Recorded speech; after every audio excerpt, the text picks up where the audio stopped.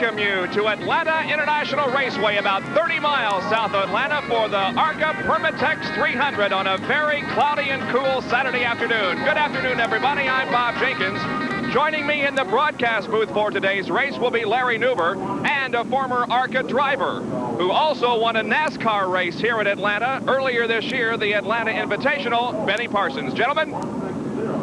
Not only did Benny used to drive ARCA, but actually was a two-time ARCA champion, so he knows from where he speaks. ARCA. The field every year seems to get better and better, and I think the quality of the field here at Atlanta this weekend is the best I've ever seen. It's also the largest, Benny, since a race at the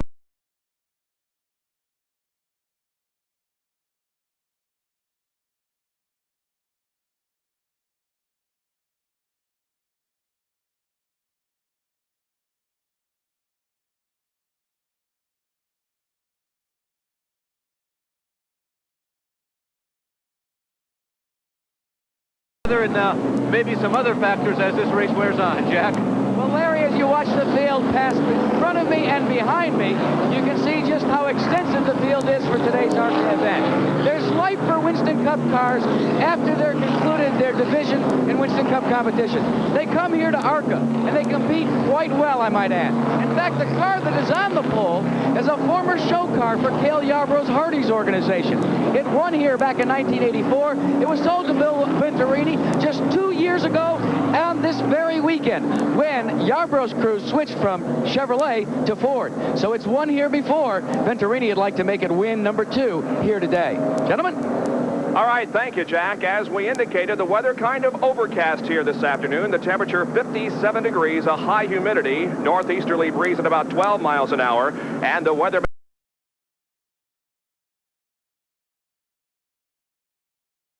starting lineup in just a moment.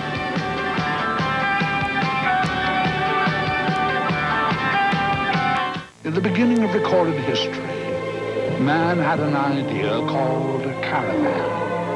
Slow and plodding, but right for its time. Some years later, man had a better idea. Dodge Caravan. Efficient, versatile, and perfect for its time. With front-wheel drive and a 550 protection plan, which is why Dodge Caravan has no equal in the civilized world. Dodge, setting new standards of performance. Trying, you keep the dream from dying. You're one of the crew that always comes through. You keep on glory flying. You make America work, and this Bud's for you. Budweiser salutes all the men and women in uniform who proudly serve this great country. This Bud's for you. We get set for live auto racing at Atlanta International Raceway. The ARCA Permatex 300. Here is the starting lineup for today's race. On the front row will be Bill Venturini in car number 25. He's from Chicago, Illinois. Outside, Alan Kowicki, car number 35. In row number 2 will be Dave Simcoe, driving car number 54. And from Upton, Kentucky, in car number 92, Ralph Jones. In row number 3, from Chattanooga, Tennessee, Grant Adcox in car number 2, and from Dawsonville, Georgia, David Sosby, car 81. In the 4th row, Bob Breback in car number 34, and Kurt Bryant in number 12. The 5th row consists of Bill Ingram in car number 62 and Bob Shack in car number 75. Row number 6 will have Dave Fletcher in 01 and Tracy Leslie in 21. In row number 7, Bob Donner in number 83 and series champion Lee Raymond in number 1. The 8th row will consist of Mark Gibson in car number 90 and Gary Hall in 98. Row number 9, number 70, Tom Usry, and number 04, Gary Newfer. The 10th row, Bobby Jacks in number 71 and Leroy Mabry in number 13. The 11th row, Bob Keselowski in car number 29 and Jim Ingalls in number 78. The 12th row, Keith Newbern in car number 17 and Howard Rose in number 56. The 13th row, Rick O'Brien in car number 10 and Jeep Flume in number 52. The 14th row, Bobby Waywack in number 11 and James Hilton in 48. The 15th row will consist of number 30, Steve Seligman, and 0, Scott Stovall. Row number 16, Philip Duffy in number 91 and Ronnie Adams in number 6. The 17th row, Rick Jeffrey in number 82 and Buddy Boys in 24. Row number 18, Connie Saylor in 31 and Don Marmer in 50. The 19th row, Terry Pearson in 43 and Patty Simcoe in 51. And in the final row, Roger Blackstock in number 42 and Bob Strait in number 80. And there's a story associated with that number 80 car. Bob Strait in car number 80. This is actually one of Bobby Hillen's backup cars. This is a Stravola Brothers machine. He qualified 20th but was involved in a crash yesterday morning. Had to scrap his frontline car and picked up this ride overnight. So Bob Strait will be starting in number 40 position. He's from Mokina, Illinois, and here comes the field out of turn number 4. The pace car is at the moment still on the racetrack. Now it dives to the inside toward the pit area, and we should get a green flag for this 198-lap race. The ARCA Permatex 300 underway. The green flag comes out. Into turn number 1 they go.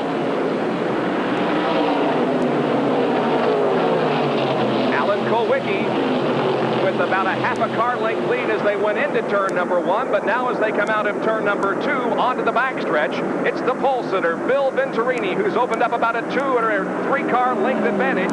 Going in now to turn number 3, Kulwicki pulling up and making it about a half a car length. He may pull a move here in turn number 4. Let's watch him. That's Kulwicki in the yellow and black car. The leader, Bill Venturini, lap number 1 completed. Venturini is your leader. Bob, let me tell you, when they went in turn 1, that was the most anxious moment for these ARCA drivers because they don't run these kind of speeds very often. They normally run quarter-mile, half-mile racetracks. Turn 1 at 150 miles an hour is crazy. The pole-sitting qualifying speed here this afternoon was 168.115 miles an hour. That was a new record, breaking the previous record, which was set by Brett Bodine earlier.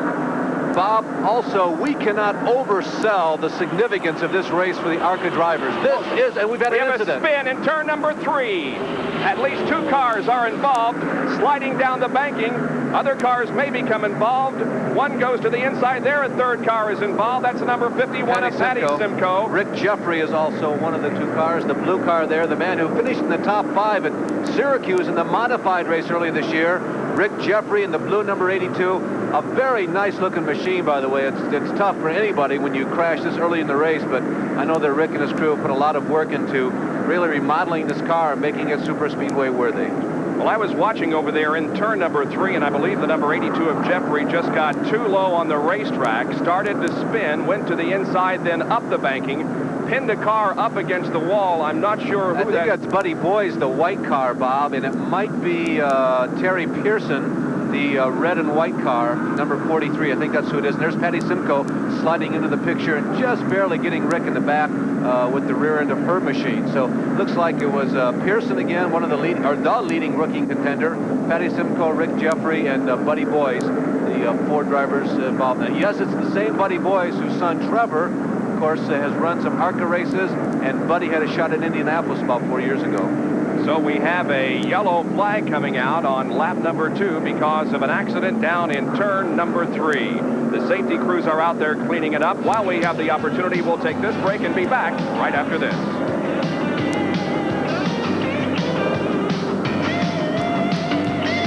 Of the Week is brought to you by Pepto-Bismol. For most common stomach discomforts, the one that coats is the only one you need. Alabama hosted Penn State at Tuscaloosa, and the guests were anything but cordial. Nittany Lion tailback DJ Dozier ripped through the Crimson Tide defense on this 19-yard touchdown run. Penn State's defense picked off Mike Shula twice as Alabama saw its 13-game winning streak come to a screeching halt. Penn State hammers Alabama 23-3 and moves up in the polls. The Pepto-Bismol upset of the week. Tonight, this place will be filled. People will be watching movies and not watching what they're eating. Pretty soon, it'll come back to haunt them. My tummy hurts. Mine too. That chili dog. Don't worry, we've got Pepto at home. Pepto-Bismol. As it coats, it soothes heartburn and upset stomach, as well as diarrhea. I thought we left the monster back at the movies. It's only me. Pepto-Bismol. The one that coats is the only one you need. Get that all-American feeling with live college football on ESPN. You're on campus with the sights and sounds surrounding the nation's #1 team. Cheer with the best every Saturday night and with exclusive Thursday night specials. Live college football on ESPN for that all-American feeling. Saturday, the powerful Nittany Lions of Penn State go after West Virginia. Live CFA football Saturday night at 7:30 Eastern on ESPN. We are at the ARCA Permatex 300 at Atlanta International Raceway, and it's all being brought to you by Dodge, a performance revolution and American revolution. And by Budweiser, Beechwood Age for that clean, crisp taste. This Bud's for you. The yellow light remains on here at Atlanta International Raceway because of an accident involving 3 cars, including Patty Simcoe in car number 51 and Rick Dreffery. 5 laps have been completed, and the leader is Bill Venturini, followed by Alan Kowicki, then Dave Simcoe, followed by Grant Adcox and Ralph Jones. Those are your top 5 as the cleanup continues over in turn number 3. However, the safety crews are now being restationed, and we should be going green here before too long. Benny, we started to talk about the significance of this race for these drivers. Here is the defending ARCA champion, not only the defending of 1985, but he is already the champ for 1986. When this group of cars comes to a super speedway, it's very important to them. Well, it is important because they want this. They want some money in this organization. They want sponsors from, as they have from Permatex. They want to retain these big sponsors, and the way to do that is do well on big racetracks such as Atlanta, Daytona, and the other racetracks, the other big tracks that they run on. And right behind Lee Raymond is the number 75 car, driven by Bob Shack from Lombard, Illinois, sponsored by Wealth Unlimited, a veteran of ARCA Racing. A veteran of ARCA Racing and the leading winner among the active drivers. We saw him win a special invitational race, sound familiar, Benny, on ESPN last year at Pocono. And Shack seems to be the one in this group, along with Adcox, who has the most consistent high speed on these super speedway racetracks. Well, right now, I think the fellow they're going to have to contend with is Alan Kowicki. Alan, a rookie this year on the Winston Cup circuit, but he now has about 25 races under his belt, so he ought to be the guy that has an advantage. A report from the pit area from Jackaroot. You're looking at the car that now will be driven by Jerry Churchill. Just moments ago, the car was brought here to the pits by Bobby Waywack, who started the car. They made the driver exchange. Then, just in front of them, car number 48 is now back into the pits as well. The 48 machine was started by James Hilton. But it seems that Kevin LePage out of Algonquin, Maine, had rented the car for this afternoon, and they decided to make the driver exchange during this early caution period. Gentlemen? LePage pulled a long way from New England and did not make the race in his regular car that he came here to qualify, so he has jumped in the number 48 machine. We'll be back with more from Atlanta International Raceway, ARCA Racing on this Saturday afternoon. Stay with us.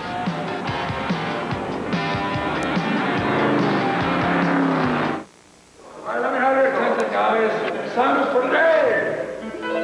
This Bud's for all that you do. Like many before, you came here asking for just one thing, a chance. Sadowski. Shibowski. What? It's pronounced Shibowski. You're here to make a new start, but starting out's the hard part. Whatever the test, you give it your best. You'll show you got the heart, 'cause you make America work, and this Bud's for you. Here's to you, Beechwood Age, for that clean, crisp taste that makes Budweiser the king of beers. Hey, Sid. You make America work, and this Bud's for you. Now be the driver you've always wanted to be. Be fast, be daring, be in control with Monogram Thunder. Lightning, the four-wheel drive Tornado. 3 radio-controlled racers that are ready to go right out of the box. Everything's included. All you do is fly at speeds up to 25 miles an hour. Power over the most demanding courses. Be the driver you've always wanted to be. Get Thunder, Lightning, Tornado, and coming soon, Mad Wolf from Monogram. This liquid can help keep your engine running cool, prevent corrosion, keep it from boiling over or freezing up. What's in it? AluGuard, a premium quality antifreeze formula approved by all 4 major U.S. car makers. AluGuard, a formula you find in more than 70 brands of antifreeze, but not in Prestone. The label tells you it's car maker approved antifreeze. Antifreeze with AluGuard. Available now. Well, live tonight here on ESPN, what should be an unbelievably good football game. It's 7:30 Eastern Time. Penn State, currently ranked number 3rd in the nation, against West Virginia. 7:30 tonight here on ESPN, CFA football. Bob, we've also had another driver change. The other Henley Gray car, which Connie Saylor started, Bill Flowers, took the opportunity to get into that car during this long yellow flag. Well, let's go down to Jack Arute, who has an observation on the Venturini and the Kulwicki cars, currently running 1st and 2nd. Well, as you know, gentlemen, it seems to be the norm now to field 2 or 3 cars out of the same shops. You're looking at Norman Negree right here, whose dad, Ed Negree, was a race driver himself on the Winston Cup Tour. Well, Norman operates a shop out of Concord, North Carolina, that has housed Alan Kulwicki's car all year, that number 35. But it's also been the place where the car that won the pole for today's race has been maintained in service for the last 2 years, that of Bill Venturini of Chicago, Illinois. Now, Negree is standing by in Venturini's pit and not in Kulwicki's. Tomorrow he will be in Kulwicki's pit. Why? Well, Venturini isn't in the show. Some mixed emotions behind me. 2 cars were knocked out of the race on that accident up in turn number 3. Terry Pearson, car number 43, out of the race, and so is Patty Simcoe and number 51. At least their cars have been taken behind a wall.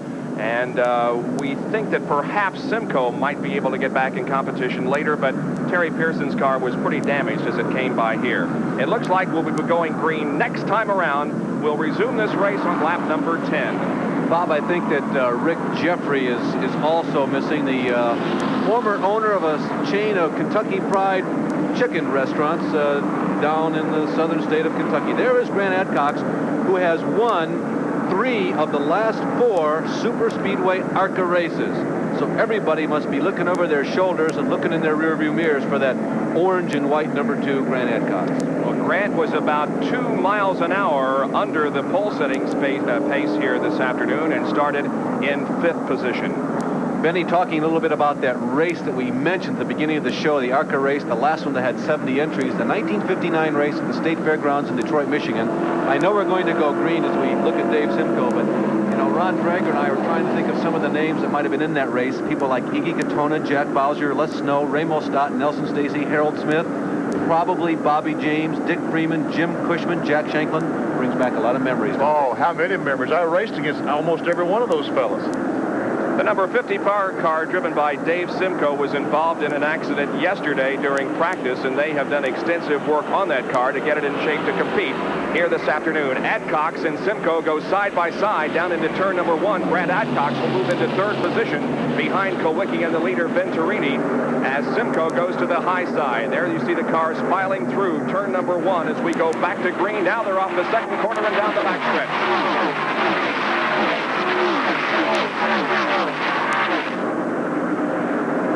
Kulwicki looking to the inside of Venturini now in the 3rd and 4th turns. Let's see what happens here.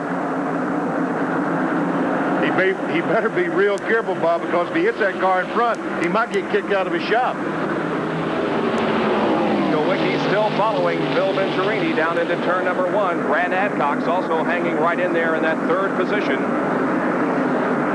It's always hard to go against one of a series regular, and because of sentiment, Benny, I'm leaning toward having an ARCA guy win this race. But I must tell you, Kulwicki is going to the inside of Venturini. Alan Kulwicki there on the low side. This is the famous Sirloin. This is the tough car that has run most of the Winston Cup races this year for Alan, the front steermobile, and he's got a lead here after 12 laps of this race. It was just about a half a car length, but Alan Kulwicki will be considered as the leader of that lap. Now he pulls ahead of Bill Venturini completely going into turn number 2. So we have a new leader. That's Alan Kulwicki from Milwaukee, Wisconsin, leading Bill Venturini and Grant Adcox down the backstretch once again. Benny, I started to say the sentiment has to go with the series regulars, but a couple people asked me, well, who do you pick in this race? There are so many ARCA guys who are running up front, running well. I'm leaning toward Kowicki. He has shown such a capability of finishing a race, and that with the superior speed vis-a-vis the majority of the Russian field here at Atlanta today, ARCA, I'm leaning toward Kowicki. I'm leaning toward Alan Kowicki to be a superstar in Winston Cup racing in 2 or 3 years, because he has been most impressive this year in his first year in competition. Here's the number 75 car of Bob Shack coming into the pits for an unscheduled stop. His pit near turn number 1. The crew comes out. Looks like they're going to be changing the right rear on that machine, and Shack waits for the crew to go to work on it. Early stop for this veteran of the ARCA Wars, the man who is so good on the super fast racetrack. As you can see, he's 4th in the current ARCA Permatex standings. Brand new sponsor getting some exposure, but not exactly the kind they had in mind. And look up front, it's getting tight. Venturini and Kowicki still running right together on the racetrack. Now Kowicki gets about a 2-car length advantage. There is Lee Raymond, the series champion, on the high side of Bob Breback as they go through corners number 3 and 4. And Breback moving his machine into 7th position.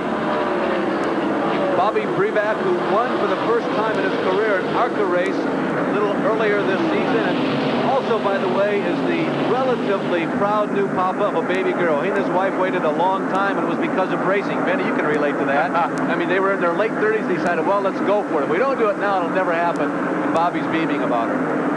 It would be only fitting if he could win the race today, and he's running very well. Good move he made on Lee Raymond going in turn 3, just the last lap. Here once again are the leaders as they come down to complete lap number 16. That's Alan Kowicki and Bill Venturini. Kowicki doing double duty here this weekend. He'll be in tomorrow's Winston Cup race that we'll televise live for you here at Atlanta International Raceway beginning at noon. Kowicki will be starting in 20th position tomorrow. Here's Jack Arute. Here's the tire that came off of Bob Shack's automobile. And let me explain to you what they did.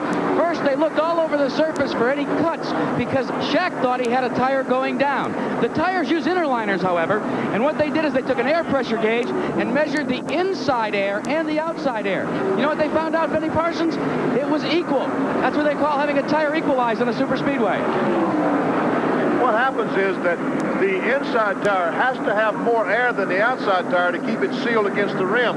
When they equalize, as Jack Arute just mentioned, the inside tire flops around and the vibration is incredible. As I see Shaq coming back down pit road once again, but an equalized tire means that the inside tire is shifting around inside.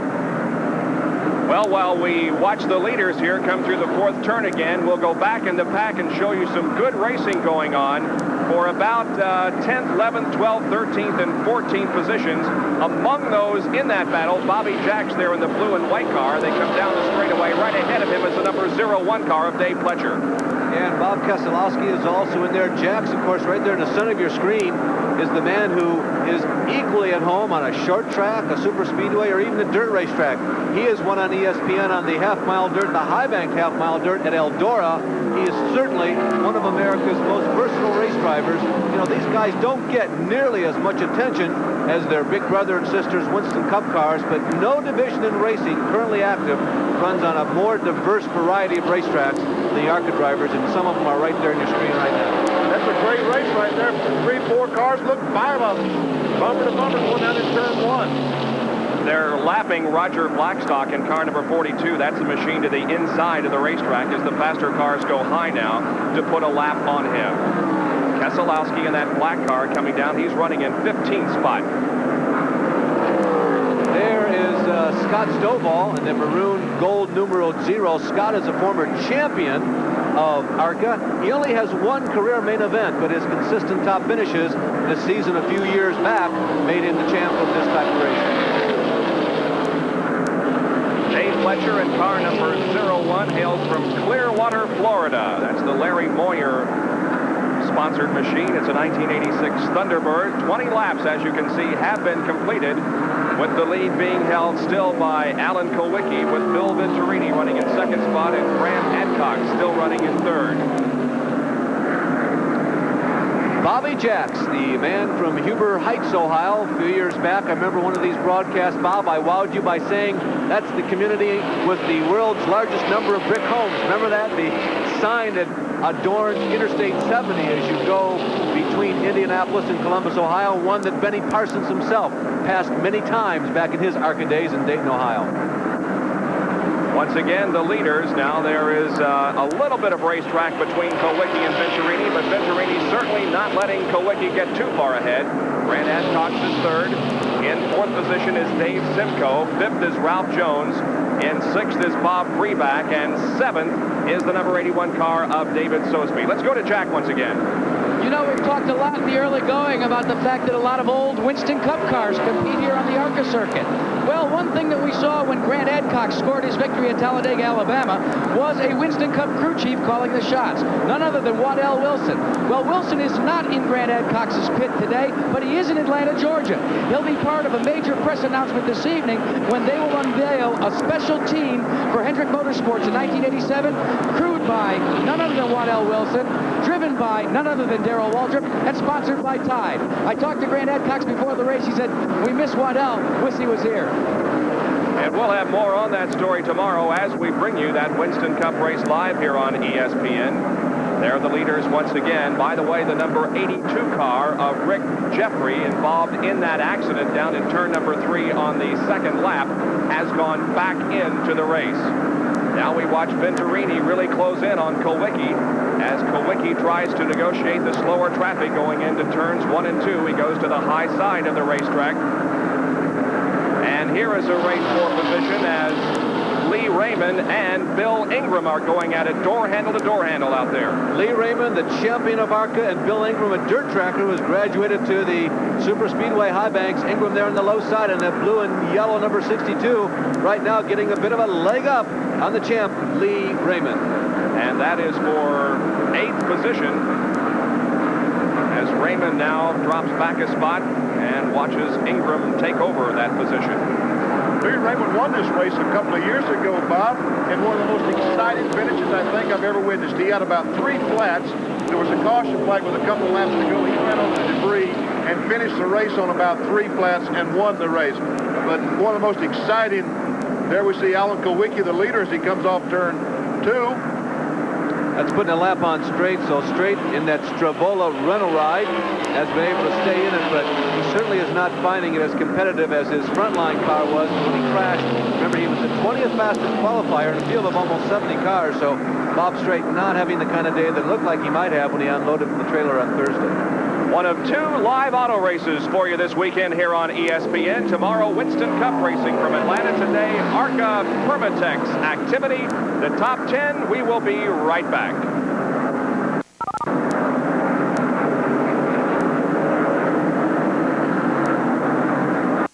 The new AmeriCore XR4 TI, just $269 a month and no payment till January '87 at Don Kramer Lincoln Mercury. Its impeccable design and West German engineering make the XR4 truly a driver's car. The XR4 challenged BMW and Nissan and came out a winner in warranty, overall performance, and price, but the ultimate experience is the XR4 and you. Stop in and drive one today. So remember, the AmeriCore XR4 TI, just $269 a month and no payment till January '87, Don Kramer Lincoln Mercury, corner of South Dixie and Dorothy Lane in Kettering. Sugar Creek is getting ready for winter. Now through November 11th, special rates are available on passes and programs for students and adults. This season, Sugar Creek introduces its new skier program for adults, 18 and over, who have never skied before. You'll be placed in adult classes and ski with the same instructor each week throughout the season on a relaxed, non-competitive basis. $132 includes lessons, weekly skiing, and equipment. Call today for your information package. Sugar Creek Ski Hills, 848-6211.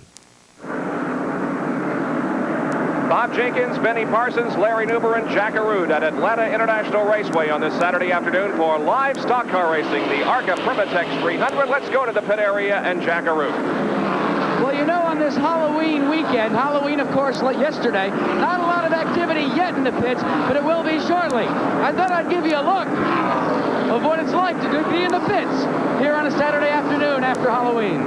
Jack, you've never looked better, but you forgot your makeup earlier today. That's the way he looks normally, right? That's what happens to an old pit announcer. You're down the pits and under the hot sun all summer long. Your face dries up.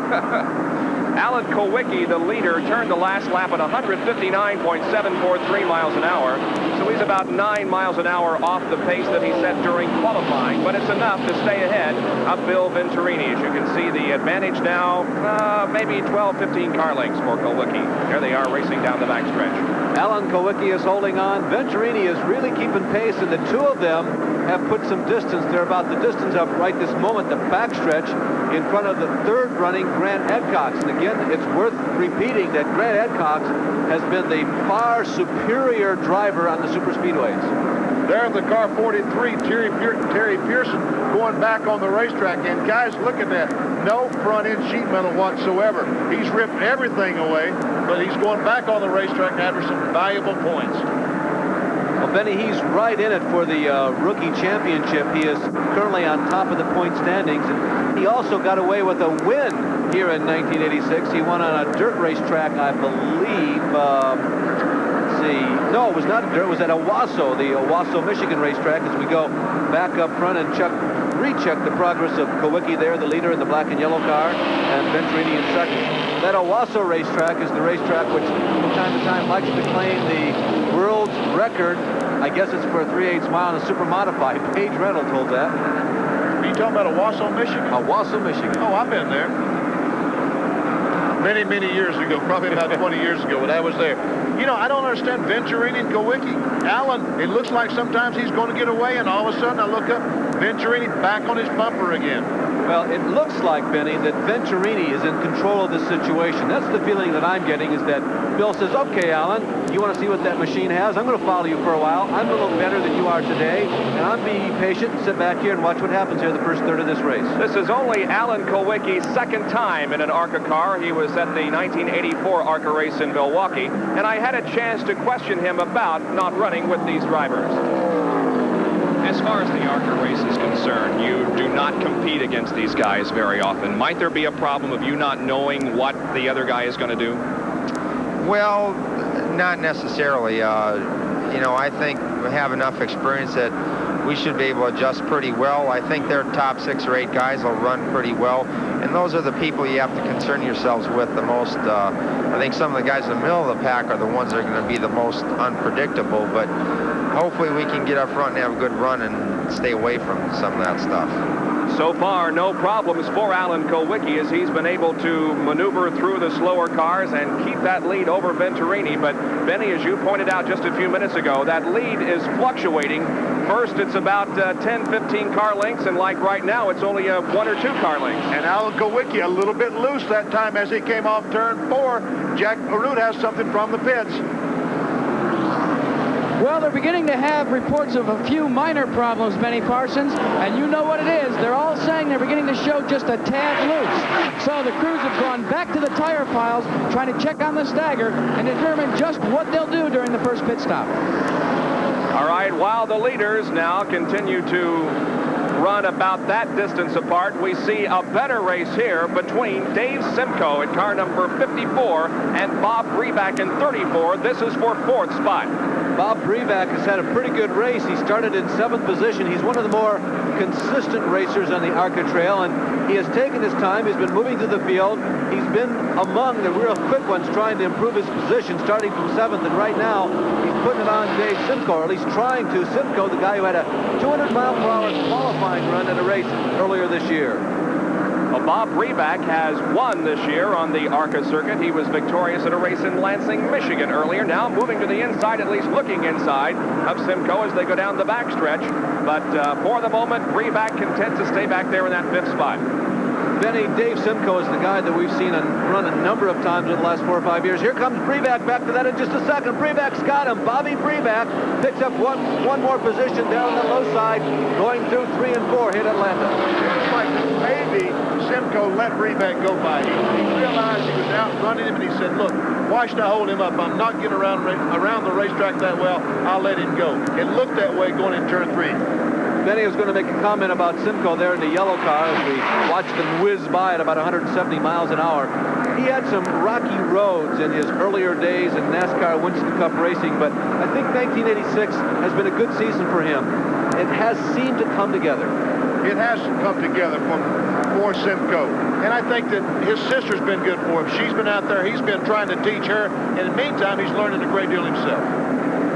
Again, the leaders, Alan Kulwicki in car number 35, and right behind him is Bill Venturini, the pole sitter for today's race. Still running in third spot is Grant Adcox, but he is about now a full straightaway behind the leaders. Adcox still in third.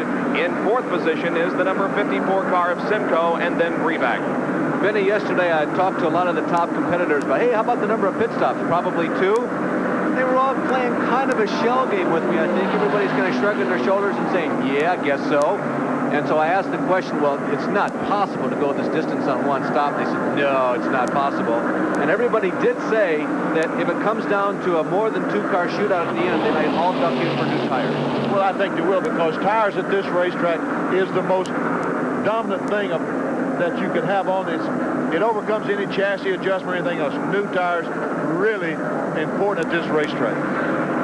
We are watching cars 90 and 12. The 90 car driven by Mark Gibson and the 12 car driven by Kirk Bryant. They are currently running in 10th and 11th positions. We have just seen Alan Kulwicki and Bill Venturini lap Bobby Jackson, number 71. Jack's running 12th. There are 11 cars still on the lead lap. Mark Gibson in that black and silver number 90 there, leading that duo around the 1.5-mile oval here, was third quick timer here in Atlanta in March.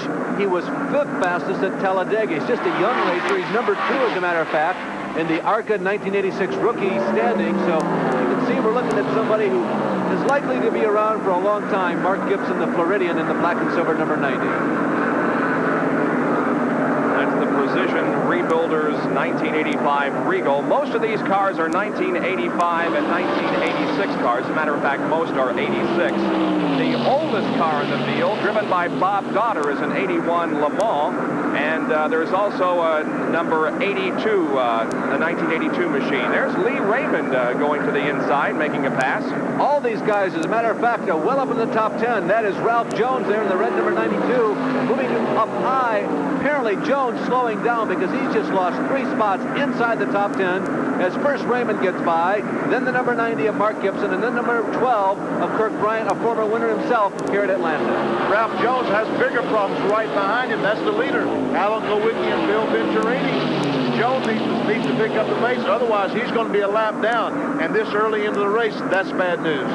Well, Jones is definitely off the pace. He was up in 5th, dropped to 7th, and now he is dropping back even further. So that number 92 car, driven by Ralph Jones from Upton, Kentucky, is definitely having some problems. He drops to the low side of the racetrack. We'll be watching to see if that car could possibly be making a pit stop here in the next few minutes. Oh, there's Gibson sideways. Sideways, coming off of the 4th corner, but he saved it in an attempt to catch Lee Raymond. Lee Raymond, there you see him leading. Looks like to be a quintet or a group of 6 cars. By the way, the leaders are just off camera to the right. The leaders are moving up potentially to lap these people. There's Kulwicki. You see him in the yellow and black car. Started to comment about Lee Raymond in that orange number 1. Don't let that fool you, because he's pretty crafty being able to finish well up in the standings in one of these long ARCA races. But Kulwicki, there on the left of your screen, and Venturini in the center going around the outside of Kirk Bryant, are running so quick. I have a feeling, Benny, that the pace is much faster than most of the ARCA regulars expected. Well, there's no doubt about it, and I tell you what, Norman McGree is getting, I'm sure he's very pleased today, because both these cars coming out of his shop. There we see Kulwicki putting the 90 car a lap down. Now he's right on the back bumper of Lee Raymond, the champion. Last year's champion, again this year's champion. Kulwicki passes him down the back straight. He's a lap now. Alan Kulwicki and Bill Venturini are just making a shambles of this field as they are now lapping up in to position number 7. 6 cars now are on the lead lap. Venturini's got to be thinking, gosh darn interloper, if he would have showed up, I had this race sewed up here in the first 30 laps. Well, that's about the case, but nothing comes easy in automobile racing these days. Close racing there between Alan Kulwicki and the number 6 car of Ronnie Adams as Kulwicki tried to make the pass and the lap. Back in a moment from Atlanta International Raceway. The beginning of recorded history, man had an idea called a caravan. Slow and plodding, but right for its time. Some years later, man had a better idea. Dodge Caravan. Efficient, versatile, and perfect for its time. With front-wheel drive and a 550 protection plan, which is why Dodge Caravan has no equal in the civilized world. Dodge, setting new standards of performance. I thought all dandruff shampoos were the same, but you can really feel the difference. On this side, there's a tingling sensation with Denorex shampoo and conditioner. Here, with Head and Shoulders, nothing. The tingle tells me Denorex is doing more. Both have dandruff medicine, but Denorex adds both an extra anti-itch medicine and conditioner, too. My hair looks great, feels terrific. Goodbye, Head and Shoulders. Hello, Denorex. Denorex, dandruff shampoo that conditions, too. Headlines come to life with Magic Years in Sports. Every Monday, yesteryear's major news stories and classic sports moments unfold on ESPN with original event footage, plus commentary from featured athletes. Get a first-hand look at the stars and scenes you've only read about. Relive the magic of 1954 when Roger Bannister made history by running the first sub-4-minute mile. Monday night at 8 Eastern on ESPN. The 1954 Magic Year in Sports, Monday at 8 o'clock. But tomorrow at noon from Atlanta International Raceway, we'll have the Atlanta Journal 500. The final appearance for the Winston Cup cars in the Southeast this year. There is another race at Riverside, but we'll have the finale here in the Southeast, and it could decide the Winston Cup Championship as Dale Earnhardt goes for it. That's tomorrow at noon, live here on ESPN. We are currently watching the number 54 car of Dave Simcoe in the pit area. He was running in the top 10 when problems developed on that car. The lead continues to be held by Alan Kowicki, with Bill Venturini running in second position. Let's go to the pit area. Here's Jack. You mentioned just a couple of moments ago about Ralph Jones and the fact that it looked like he was slowing down. Well, Jones is another that has some Winston Cup connections. That's a former Bill Elliott car, and a former Winston Cup crew chief, Buddy Parrott, is calling the shots. I checked with him, and he said, no, really what they've decided to do was to back out of the throttle because the traffic was so erratic in front of him. Doesn't make sense to me, but that's what Parrott said. An interesting observation, as they apparently have decided to tell Ralph to back off a little bit and perhaps get the traffic sorted out in front of him and then make a run for it. But Bill Venturini is making a run for it at the moment. He's closed in within a car length now as they go into the third and fourth turns. This is first and second, Kowicki and Venturini.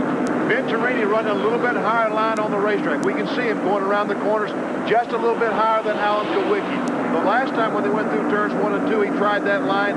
It propelled him off turn 2 like he was shot out of a cannon. Let's see if he tries it again.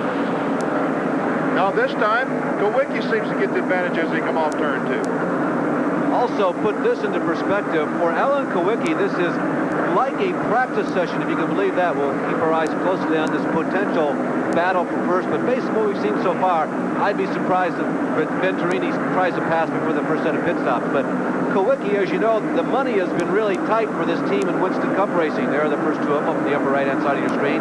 And so rather than spend $1,000 or $1,500 to rent a facility to conduct a test session, they wanted to run both this, the front steer car, and the other machine, which will run in the Winston Cup race tomorrow, a rear steer car, on the same track, under the same conditions, to find out which one felt better. So rather than rent a racetrack, they decided to run both these races this weekend, run good old Sirloin here on Saturday, and the newer rear steer car tomorrow on Sunday. So Alan Kowicki getting some real practice in under fire. The leader, Alan Kowicki, second place, Bill Venturini. Then 9 seconds back of them in third position is Grant Adcox. Fourth is Bob Freeback. And fifth is Bill Ingram. In sixth position, a lap down, is Lee Raymond. Seventh is Mark Gibson. In eighth position is Kirk Bryant. Ninth is Ralph Jones. 10th, David Sosby. 11th, Bobby Jacks. 12th, number 21, Tracy Leslie. 13th, the car number 83, driven by Bob Donner. And in 14th position is Scott Stovall in number 0. Here's Jack again. As you can see, the scoreboard behind me is clipping off the laps one by one around Atlanta International Raceway. And that's important as it applies to the first pit stop. Now remember, unusual for ARCA competitors to go as long as we have without an extended caution period. So we could be facing a green flag condition for pit stops. I checked with Norman Negri as to when Bill Venturini would pit. He said, we're looking at a window of 65 to 68. He said, but I know Alan will have to come in, Kawicki that is, much earlier than that because he drives a Ford. He said, look for Kawicki around lap 60. And when Bill Venturini comes in for the pit stop, it's interesting because his pit crew is all female. There you can see the average speed, 130 miles an hour, as we watch now the number 21 car and Lee Raymond. That's Leslie in number 21 and Raymond in 01. Well, that's Dave Pletcher, Bob. They started side by side when this race started. Pletcher, the racer from Clearwater, Florida, he's been a champion down there in his local area, and he's tried to make the move up here to ARCA Racing. And the two of them, as we mentioned, they started side by side on the grid, both of them turning in very good qualifying runs, 9th and 10th fastest, and they're still together. Here we are, 56 laps in. One of our spotters just a moment ago said that the 21 car might have a little bit of smoke coming out of the automobile. I don't see anything yet. Of course, the 21 car, those of you who follow Winston Cup racing, recognize the colors. Yes, those are the same colors as Ellen Ray, the cars that Dave Marcus and Phil Bartol have been running throughout the 1986 season, and this is yet another one of the Winston Cup runner racers for this race for the ARCA competitors. And there were a number of them that started in this race today. And there isn't much modification that has to be done to Winston Cup car in order for it to compete here in this division. 58 laps have been completed. This is a 198-lap race, 300 miles on the 1.522 Super Speedway Oval here at Atlanta International Raceway. The pit stops are already beginning. I see, as we watch the 21 car go around the racetrack, I see Lee Raymond there. Is Lee Raymond on the racetrack, changing the right sides?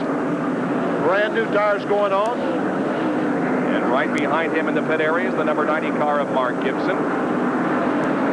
Tires being changed on the right side of that Raymond car as we go back out onto the track and focus in once again on that first and second position. Seems like every time they get down the backstretch, Bill Venturini can close in on Kawicki, but then when they get in the corners, Kawicki can pull away from Venturini just a little bit. I would imagine if they get out of the pits together after this first round pit stops, and as Jack told you, we expect Ellen to come in first.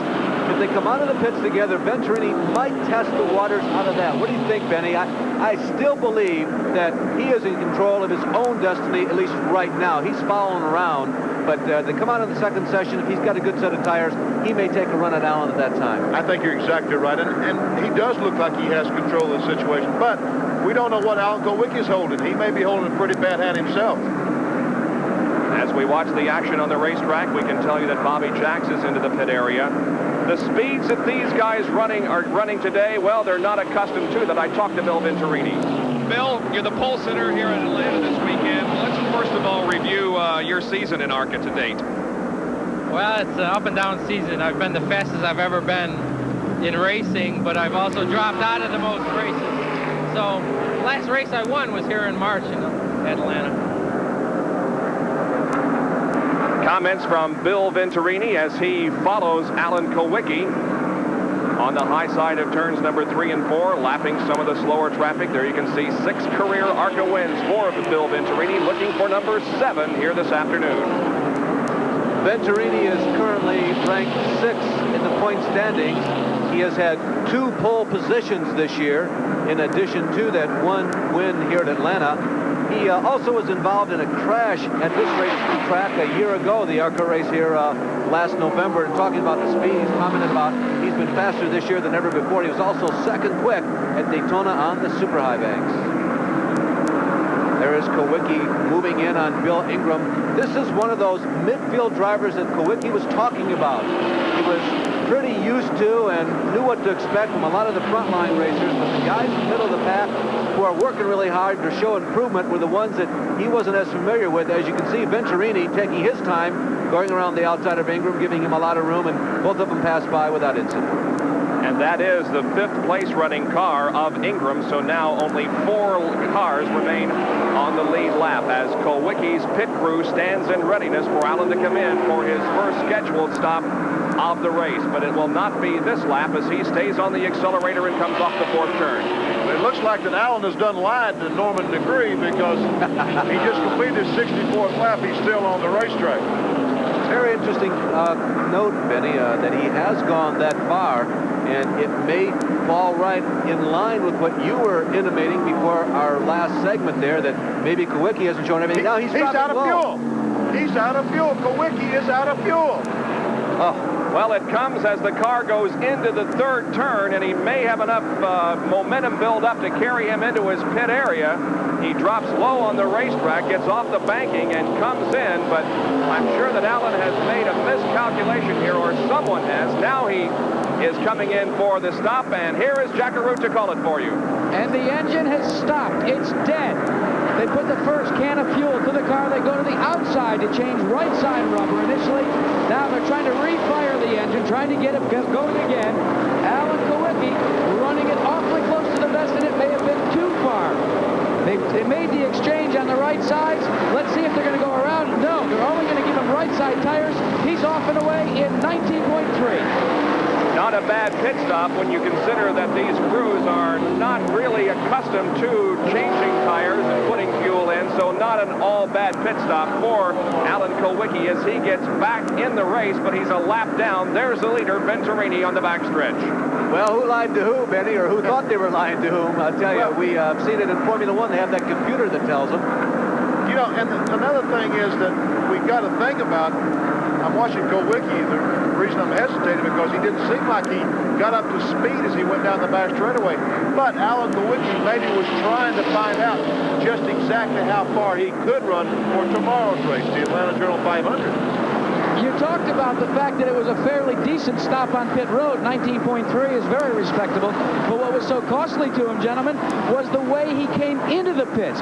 It took so bloody long, it was almost as if he had a 30-second pit stop under normal conditions. Yeah, you're right. It's a good thing that the car didn't die on him, though, say, coming across the start-finish line or down in turn number 1. It would have been even more costly, but it occurred just about the end of the backstretch. And there's the all-female pit crew of Bill Venturini waiting on their driver to come in for his stop. And we look toward the first turn, and Venturini still on the accelerator and showing no sign of making a pit stop. Well, that'll be the next big moment in this race when Venturini does come in, how well that pit crew performs. The pressure should be off. They should be saying to each other right now, okay, we've got a lot of cushion. Venturini looks like he's slowing down. He's coming in this time around.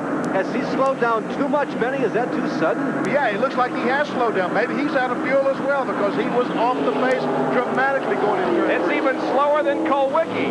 He is coming in very slowly, now picks up a little bit of momentum. Here's Jackaroo once again to call the pit stop by Bill Venturini. He finally gains enough speed to come to pit road to the service of his crew. An all-female crew, and it is no publicity stunt. They can get the job done just as well as their male counterparts. The first tank of fuel is going in while they change right side rubber. The crew being overseen by Norman Degree, as we've said, but Venturini has already clipped away 15-plus seconds, now at 17 seconds. Let's see how they compare. They dropped the jack. They have 1:23.3. A little bit slower, but still respectable for the all-girl crew. And I got to tell you, those tires are heavy, and those cans of fuel are heavy. You know, we're talking about, on a can of fuel, we're talking about 11 gallons at 7 pounds per gallon. We're talking about 80 pounds. That's right. With a can and all. And my hat's off to those girls to be able to pit like they are.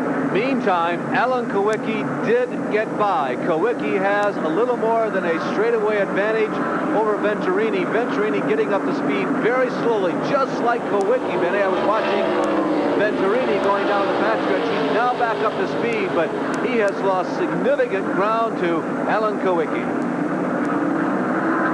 So it's Kulwicki back in the lead now as the first series of pit stops have been completed and the race settling down once again. We hope you're enjoying our live telecast from Atlanta International Raceway, the ARCA Permatex 300. Personal best, Brought to you by the U.S. Army, a place to be all you can be.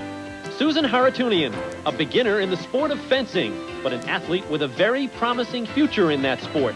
And Susan knows success means complete concentration on the way to achieving her personal best. After a while, you get into it and you have to show feeling, or you won't be able to fence because you need reactions. When someone comes to hit you, you want to defend yourself. You can't stand there. You can't freeze up. Do you have anything in aviation? The Army's most technical training Are there any openings in communications? is also the Army's most popular training. I'd really like computers. So it pays to have a reservation. Electronics. If you qualify, you can get a guaranteed reservation for the training you want up to 12 months in advance, even if you're still in high school. We'll see you after graduation.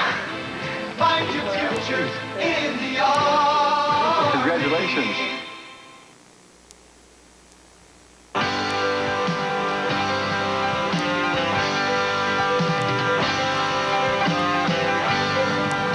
Everyone knows just how important.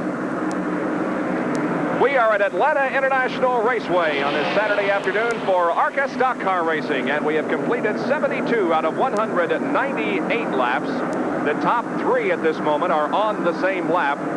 The leader is Alan Kulwicki. Phil Venturini is running second, and the number 2 car of Brent Adcox is third. A lap down in fourth position is Bob Ringback, and a lap down in fifth is the number 62 machine of Bill Ingram. Let's go down to Jackaroo.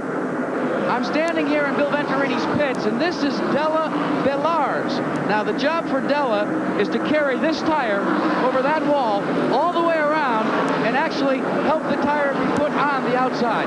Della, how much do you weigh? 105. And these tires, as you know, have got to weigh at least 70 pounds. You should have seen the way she hefted this up over the wall. I'm not going to mess with this little lady. Well, my hat's off to those gals who did a tremendous job at getting Bill in and out of the pits in about 23 seconds. They've got another chance to do it later on in the race, but I'll tell you what, they look good on that first stop. There we see the 6 car in the pits, changing the right side. Driver gets a drink of water, putting fuel in it. Another one of the NASCAR rental cars, Benny. This is Ronnie Adams in the car number 6. This is DK's car. Ronnie is from Denver, North Carolina, a hometown that's near and dear to your mind, I know. That's right. That's where my race car is housed, in Denver, North Carolina. That's where Bill was listed as his home from, too, is it not? He lives on the lake there, just out of Denver, exactly right. There's the leader, Alan Kulwicki, and while we're talking about you and Phil, Benny, we have a chance now to mention the arrangement that you have next year on the Winston Cup Trail. It's kind of different than this year. It is kind of different. I don't think anyone's ever tried it before, but we're going to run the 55 car, the Copenhagen car, all year. We're going to run all 29 events next year on the Winston Cup Trail in the 55 car. And I will drive some of the races, and Phil will drive some of the races. We're not going to have the 66 car and the 55 car at all the races. We will run both cars in Daytona and Charlotte, but basically the 55 car is going to run all year. But you're not going to divide it necessarily between short track and super speedway, correct? That's correct. I plan on running Richmond, North Wilkesboro, Riverside, Atlanta, and the other racetracks we will share. He'll run one, I'll run one. All right, on the racetrack, we're watching Mark Gibson in number 90 and Lee Raymond in number 1, and these guys have been running together just about all race long, and even after their first series of pit stops, they come out right together on the racetrack. 7th and 8th position. Mark Gibson right there, black and silver number 90, and the man from Dayton, Ohio, Lee Raymond. He helps run a radiator repair shop with his father, Joe, in Dayton, Ohio. Joe is a former ARCA winner himself. And Lee started driving about 1976, 1977 at the old Dayton Speedway, the last time that a few of us tried to pump some life into the place. And by the way, Dayton Speedway is now filled in. It's now a landfill and no longer forever will be a racetrack. That 29 car that we see behind the leader, Alan Kulwicki, that's Bob Keselowski from Detroit, Michigan. I used to race against his dad and his brother in Mount Clemens in 1963 and 4. And a while ago when Alan Kulwicki made his pit stop, he came on the racetrack right in front of Keselowski. And Bob has stayed there ever since that pit stop. The car is running extremely well. He had an unscheduled pit stop early on. Otherwise, that car would be one to be reckoned with today. As a matter of fact, I thought he was going to pass Kulwicki there on the backstretch last lap ago, but he didn't. But as you indicated, he is staying right on Kulwicki's bumper. In fact, maybe drafting a little bit as they go down the back chute at about 170 miles an hour. As we watch Keselowski, Benny, and reflect back on some of your days in racing, it's appropriate to mention some of the champions of ARCA back in the days of MARC, or Mark, as John Markham called it, the late John Markham, whose widow Mildred is still very much involved in this. Iggy Katona, anybody remember him? 6 times he was ARCA champion, and I remember Iggy winning a race at Daytona. If I'm not mistaken, it was at the age of 60 on the high banks at Daytona in those days, probably speeds up in the vicinity of 175, 180 miles an hour. Nelson Stacy from Cincinnati, Ohio. Cincinnati has turned out a lot of good racers for ARCA racing. He was a 3-time champion. Jack Bowser was a 3-time champ, along with Ron Hutcherson, who himself has remained very active in automobile racing. And Bobby Dotter, who was in today's field, was a champion in 1980, 83, and 84. He also a 3-time champ, although he has not been that much of a factor in recent years. And among the 2-time champions, Ramo Stott, Dave Dayton, Marvin Smith, and some fellow by the name of Parsons, listing his home in the Detroit area these days. Yeah, 1968, 1969. You know, I was thinking last night when we started, as we watched Alan Kulwicki, the leader of the race, that's Bob Keselowski, the black 29 car right behind him. And the number 30 car is spun. That Dave Seligman from Chicago, Illinois. He's down on the inside of the racetrack. We'll watch to see whether or not a yellow comes out. I don't believe it's going to.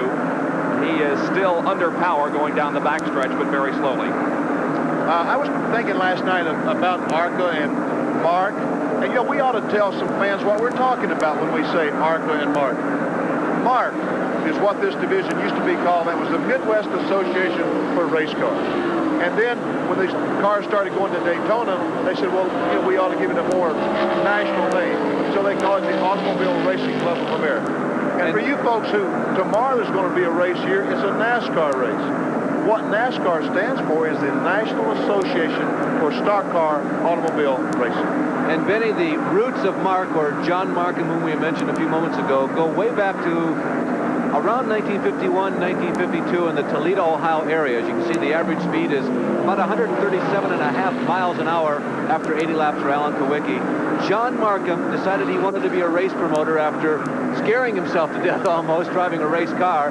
And in 51, he got together with a fellow by the name of Joe Stelter, and they actually were the people who were the founders of the Fremont Speedway, which is still in operation up in northwestern Ohio these days.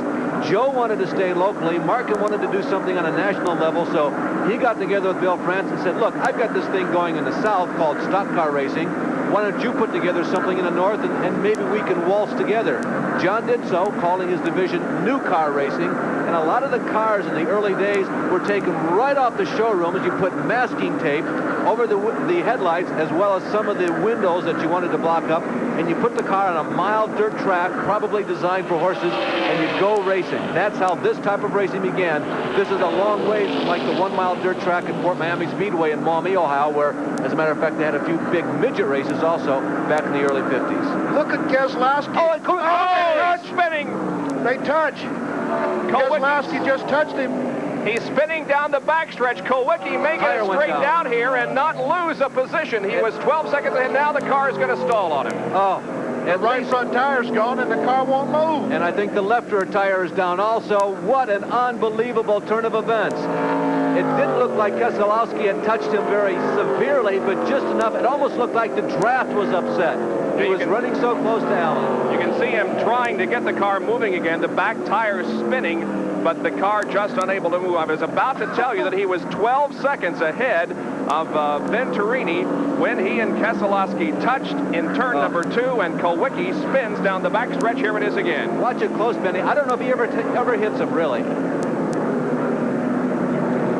I don't know. Yeah, I think they touched. Yeah, I think they touched right there just enough. And let me tell you, I touched Buddy Baker there one time and did the same exact thing to Baker coming off that corner years ago. And it doesn't take much, fellas. Just one little tap and that's the result. And Keselowski has to feel really bad about this because although he was staying right up with Alan Kulwicki, he was not on the same lap and was not fighting for the position, and he essentially knocks Alan out of competition here. Boy, I'll tell you, what a deflating moment, because Alan Kulwicki, who has struggled so hard all year long to do well in the Winston Cup racing, and all of you are aware that he's been reasonably successful. Looks like he will be the Rookie of the Year in NASCAR. Probably was hungry for a win. This guy is used to winning 2 or 3 times a year, and today looked like was going to be his day in such a minor incident, and now he's out of there.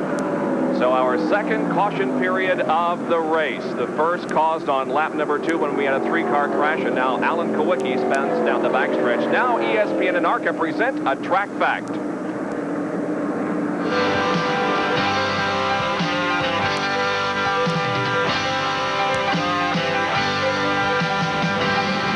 Hundreds and thousands of dollars are spent each year by Winston Cup teams to get their cars to and from racetracks. Not so with the ARCA teams. Now, although the cars that compete in both series are very similar, and some drivers sometimes compete in both series, the way the ARCA teams get their cars to the track, well, not quite as much money spent. Here's the old cube van that's used by many of the ARCA teams to get their cars to and from short track races. Then you have the old standard flatbed that's been used for many, many years to haul cars to and from racetracks. And then there's this unique operation. Bernie Robidart uses an old school bus to get his car to and from ARCA races. Pit stops are occurring under yellow. Here's the leader, Bill Venturini, in once again. They're going to fuel the car, but I don't believe they're going to change any tires as the female pit crew remains behind the wall. Here, though. They have had a problem. They've dropped the net, and Norman Negre has gone to work, and it looks as if they may have changed the fuel flow meter. I'm going to grab Norman very quickly. Norman, what was the problem that you had to go inside the car? He's got a head brace, and it broke, and his head's going over. He can't hold his head up. So here you've got it. Problems with Venturini, your leader, after your other leader spun on the backstretch. Gentlemen? Well, Benny, you could, I'm sure, relate to that. How would that affect a car going at 170 miles an hour on these high banks? Well, I mean, with the driver? The driver, yeah. Yeah. This racetrack, if the turns at this speedway is 1/2 mile long. The racetrack altogether 1.5 miles. The turns are each a 1/2 mile long. And it seems like you're in that turn forever. And when your neck gives out, your head flops over, you really can't drive the car because you can't put it in the line that you want it to put in because all you're worried about is trying to hold your head up.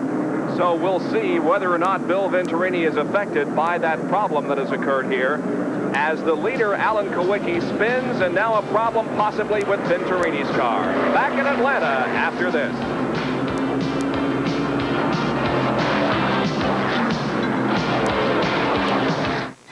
This America's Cup update is brought to you by The Atlantic. We can make a difference. In the race against Britain's White Crusader, Tom Blackhauler's Radical USA, the boat from San Francisco with the forward rudder, encountered some steering problems, and it cost Blackhauler and his crew the race. In our race against Crusader, on the first tack, one of our hydraulic hoses blew up, and I guess it'd be a little bit like an airplane blowing a landing flap. You know, right as they're landing, one of the flaps blows out. Why sit in the doldrums when you can ride the crest? The Atlantic difference.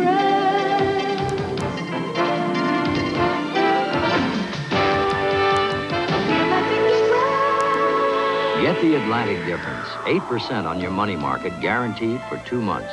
Call 1-800-4-ATLANTIC and make more money with Atlantic's money market. 8% guaranteed for 2 months. Call the Atlantic coast to coast for an 8% money market. The Atlantic, member FSLIC. When people work, chances are they're wearing Dickies. It's the best-selling work set in America. And if you need coveralls, overalls, work gloves, socks, or shirts, footwear, headgear, underwear, or outerwear, they all have Dickies horseshoe label. Dickies are America's favorite work clothes. But who says you have to work in them? Dickies, made with Celanese Fortrell polyester. No matter how Dodge makes it look, winning ain't easy. Off the road, the land is mean, the ultimate test of man and machine. So we take on the dust, we take on the heat, just trying to prove that Dodge can't be beat. And if winning was easy, why run the race? Can't be number one if you don't set the pace. At Dodge, we know there's only one first place. If winning was easy, it wouldn't be a race. Dodge Truck. We set the pace. We're still under caution here at Atlanta International Raceway after Ron Kieslowski and your leader in number 35, Alan Kowicki, came together. But a guy that's raced against Kowicki and will do so tomorrow from the outside pole position, an infrequent Winston Cup competitor, Mark Martin. Mark, were you surprised at how well you qualified down here? Well, Jackie, we really were. We knew the car was running well, but we hadn't had a chance to really find out what it would do until qualifying. And we were just thrilled to death with our run, and I'm happy for the guys. You know, they put a lot of effort into it. We've really got some good equipment, a good engine, and a good car, and we have high hopes for tomorrow. Now, you know as well as I do that if you're not a regular on the Winston Cup Tour and you start up front, they have a tendency to root you out of the way, to intimidate you, especially in the early going. What's that going to do to Mark Martin tomorrow? Well, if the car's running good, I plan to be tough. If it's not, then I'm in the way anyway. So, we're working on the combination that'll work in the race. We hit a good combination for qualifying. If we can hit a combination that works like that in the race, then we won't have to worry with anybody rooting us out of the way. Well, if his driving is as good as his sartorial splendor this afternoon, he ought to be a contender in tomorrow's race. Right out of Miami Vice, Mark. Terrific. Back to you guys. Mark Martin will start outside the front row tomorrow. Bill Elliott, of course, has the pole with a new track record. Another somewhat surprise in tomorrow's lineup will be Jeff Swindell. The very first time he's competed in the Winston Cup division. He'll start 11th in the Dygaard Chevy. They continue to work on getting Alan Kowicki's car off the racetrack. 90 laps completed in this 198-lap race at Atlanta.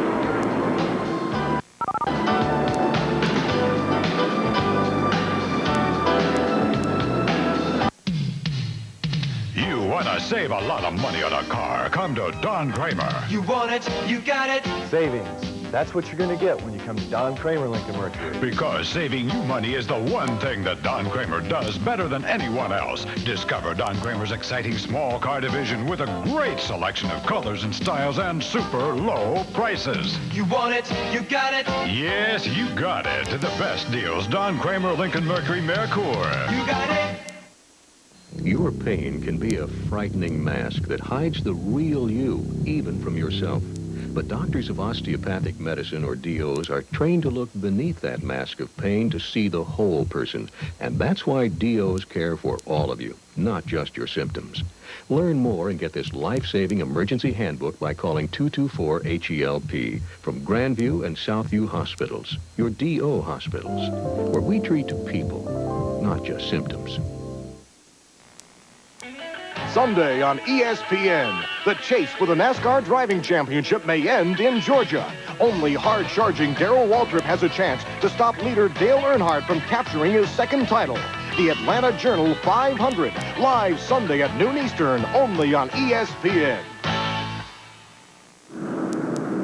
Yes, it could all be decided tomorrow. The Winston Cup could go to Dale Earnhardt. We hope you'll be with us at 12 noon live here on ESPN for the Atlanta Journal 500, next to the last Winston Cup race of the season and the last race in the Southeast. Let's try to contact Bill Venturini by radio to see how his race is going. Well, Bob, they're still taking Alan Kowicki's car off the speedway. Alan being on the back of a flatbed as the field goes around under 3 and 4. Talk to Bill Venturini. Bill, this is Larry Newber. Benny and I were speculating, Bill, were you holding back when you were following Alan before the first pit stops?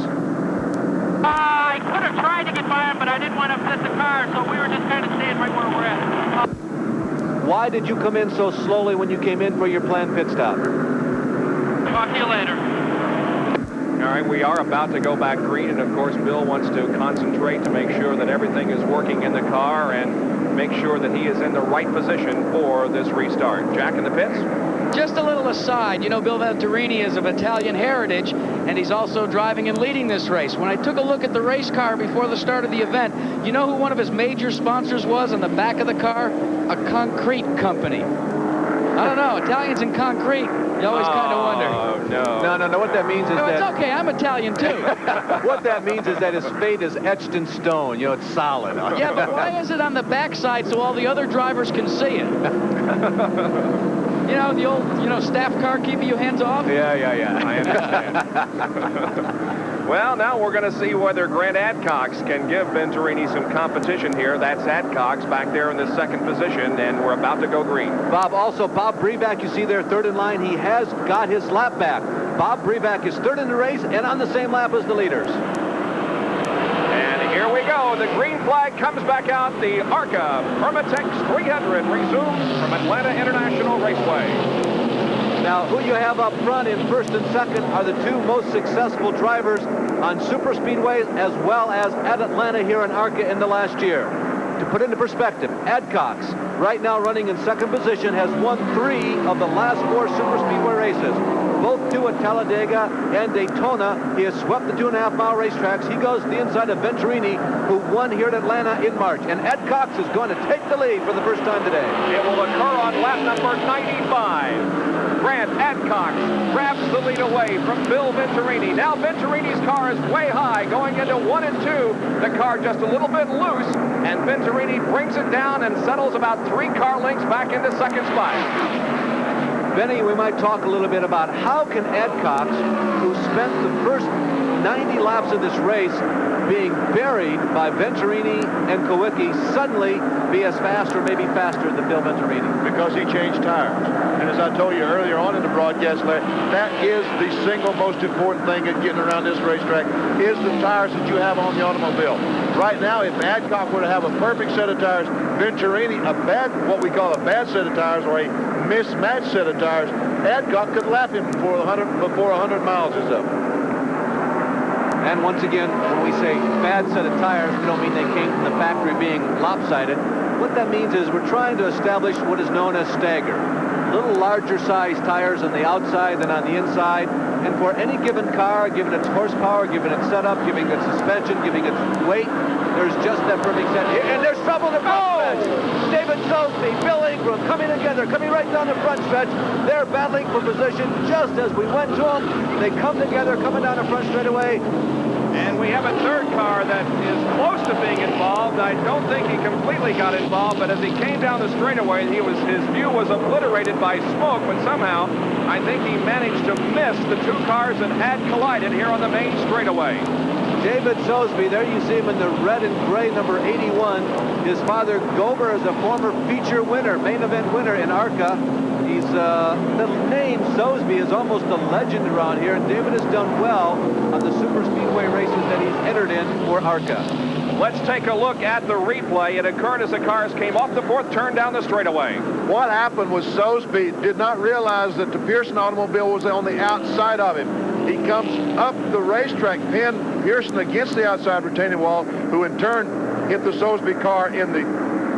Well, Lee Raymond was on the low side of the racetrack, and Sosby was kind of the meat in the sandwich, so to speak. Well, that is Bill Ingram right there, Benny, in that yellow and blue number 62 car. And I think that Ingram, watch his left front. He starts to dart in here and tries to get between the wall. His left front tries to get between the wall, and that is Sosby. Yep, Sosby was up on him. Well, that's right. Sosby had no idea he was there. He comes up the racetrack, touches him in the right rear. The car goes head on in the wall. And now there's so much smoke, as Bob mentioned a moment ago, there was a car coming in there and all that smoke, had no idea. Look at him. He goes up. That might be Ralph Jones up there. Yeah, it could be. It did look like him. It's still difficult to see who exactly it was. And there he almost hits the wall head on after getting through the smoke. Nice job of driving by, we believe, Ralph Jones in avoiding that melee that had broken out in front of him going into turn number 1. Well, there's the wrecker behind the car of Bill Ingram, number 62, as we have reached the halfway point of this event. 99 laps have been completed out of 198 that will make up this ARCA Permatex 300. This is the 3rd yellow flag of the race. We went so long there without a yellow flag, and now we've had 2 in the last few laps. Kawicki spins down the backstretch in this 2-car collision here on the main straightaway. We'll be right back.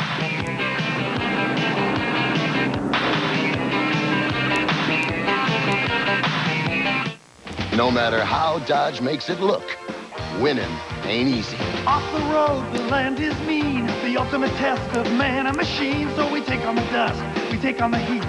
Just trying to prove that Dodge can't be beat.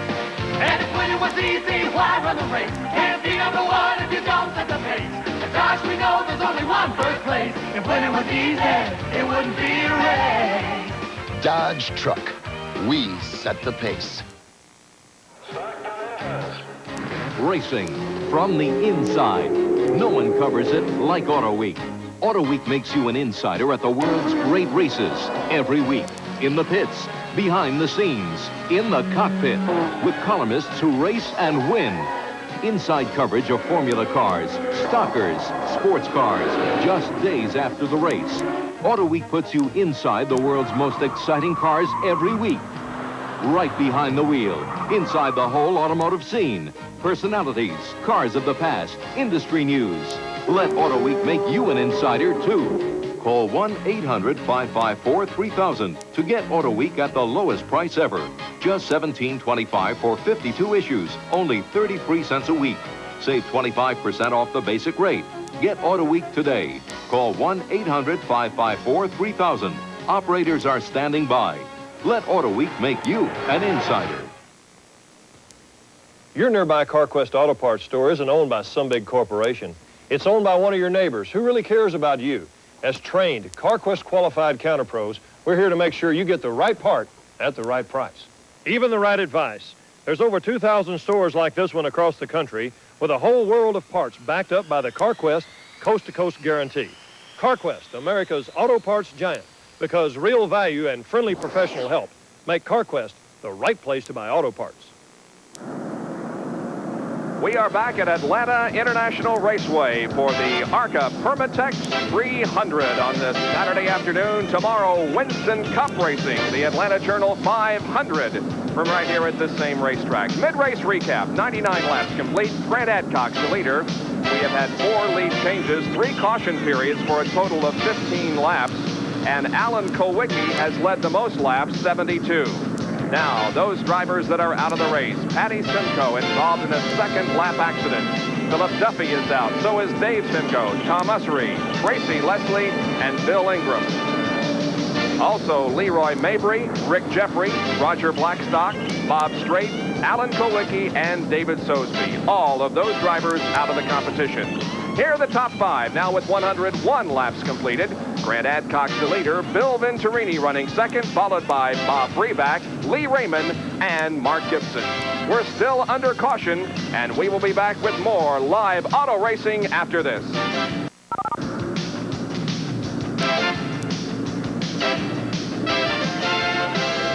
When furniture has layers of ugly paint remover. But for old varnish, use Formby's Furniture Refinisher. An independent lab proved my paint remover is more powerful than other well-known brands, yet it won't raise the grain. Formby's Furniture Refinisher uses my special method to dissolve the ruined finish and reveal the wood's hidden beauty. So for paint, Formby's Paint Remover. And for varnish, Formby's Furniture Refinisher. For great results and guaranteed satisfaction, remember, there's only one Homer Formby. If you own a house, you gotta own a shop vac. This baby's got the power to pick up almost anything. Got broken glass, nails, or wood chips? Shop vac gobbles up stuff that would kill an ordinary vacuum. And a shop vac wet dry can even vacuum water like a flooded basement. The washing machine is flooding the house. No. Every house needs a shop vac. Starting at under $50, a shop vac is heavy duty, not heavy money. And remember, if it doesn't say shop vac, keep shopping. Back at Atlanta, where the yellow flag remains out. However, we expect a green flag next time around. The average speed at the halfway point, 124.128 miles an hour. And there you can see the statistics regarding the ARCA season. 15 races, 12 different winners. 6 are on super speedways and 10 on the short tracks. Now, Grant Adcox has the most wins in ARCA racing this year, 3. Dean Roper has won twice, both of them on the dirt at Springfield and DuQuoin, and everybody else has single victories. Actually, Bobby Jacks won at Killcare Speedway in Xenia, Ohio, plus a special invitational race that was held at Pocono that did not count toward the point standings. Here comes the field off of corner number 4, and the green flag waves once again. Back underway, Adcox the leader.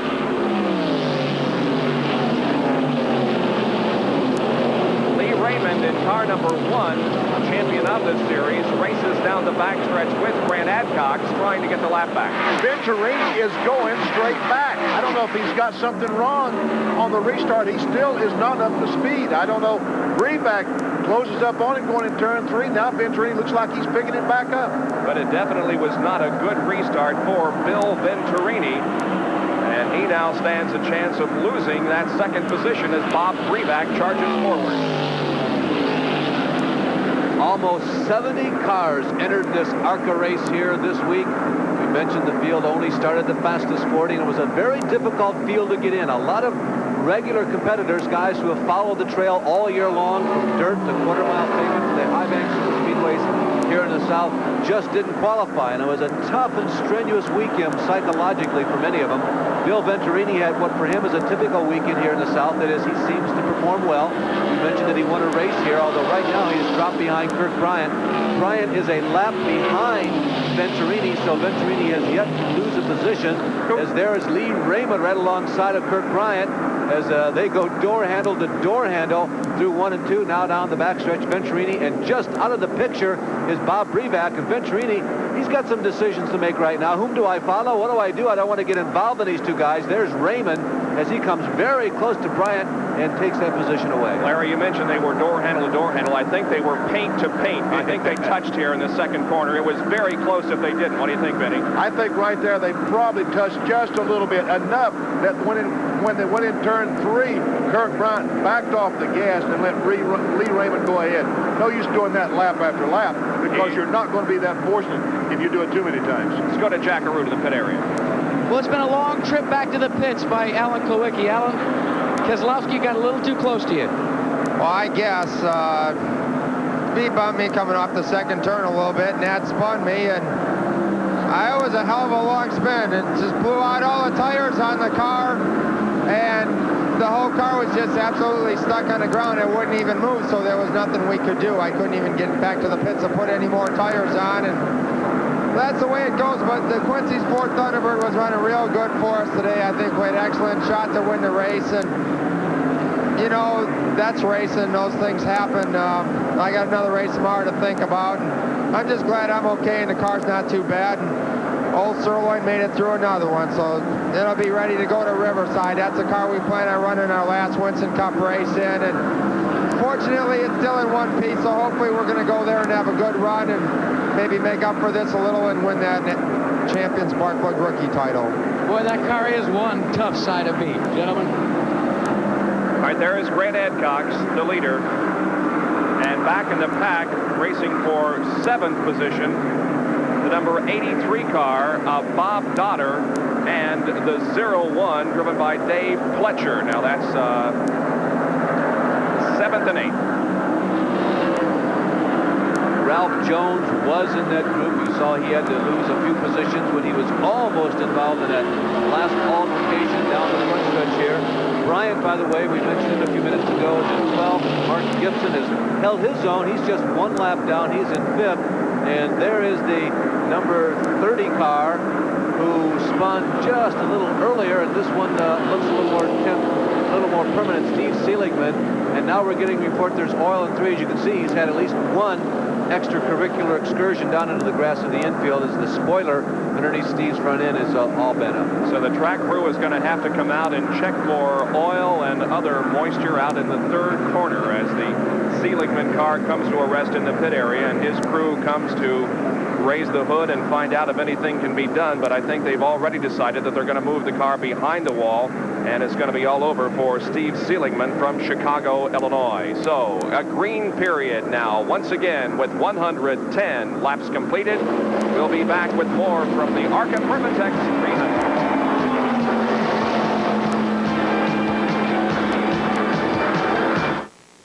This liquid can help keep your engine running cool, prevent corrosion, keep it from boiling over or freezing up.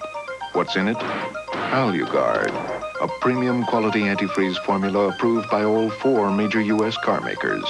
AluGuard, a formula you find in more than 70 brands of antifreeze, but not in Prestone.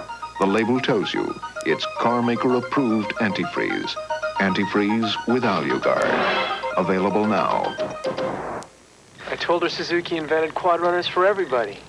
She said, who cares? Hey, look, you want her to come out here? You just tell her that riding a Suzuki quad runner is like skiing, only uphill. It's like windsurfing without the wind. Tell her it's like flying without leaving the ground. I'd tell her it'd be more fun if she stayed home.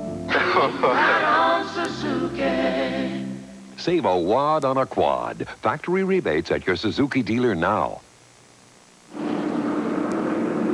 Still under caution here at Atlanta International Raceway. Let's update you on the condition of Bill Venturini's car.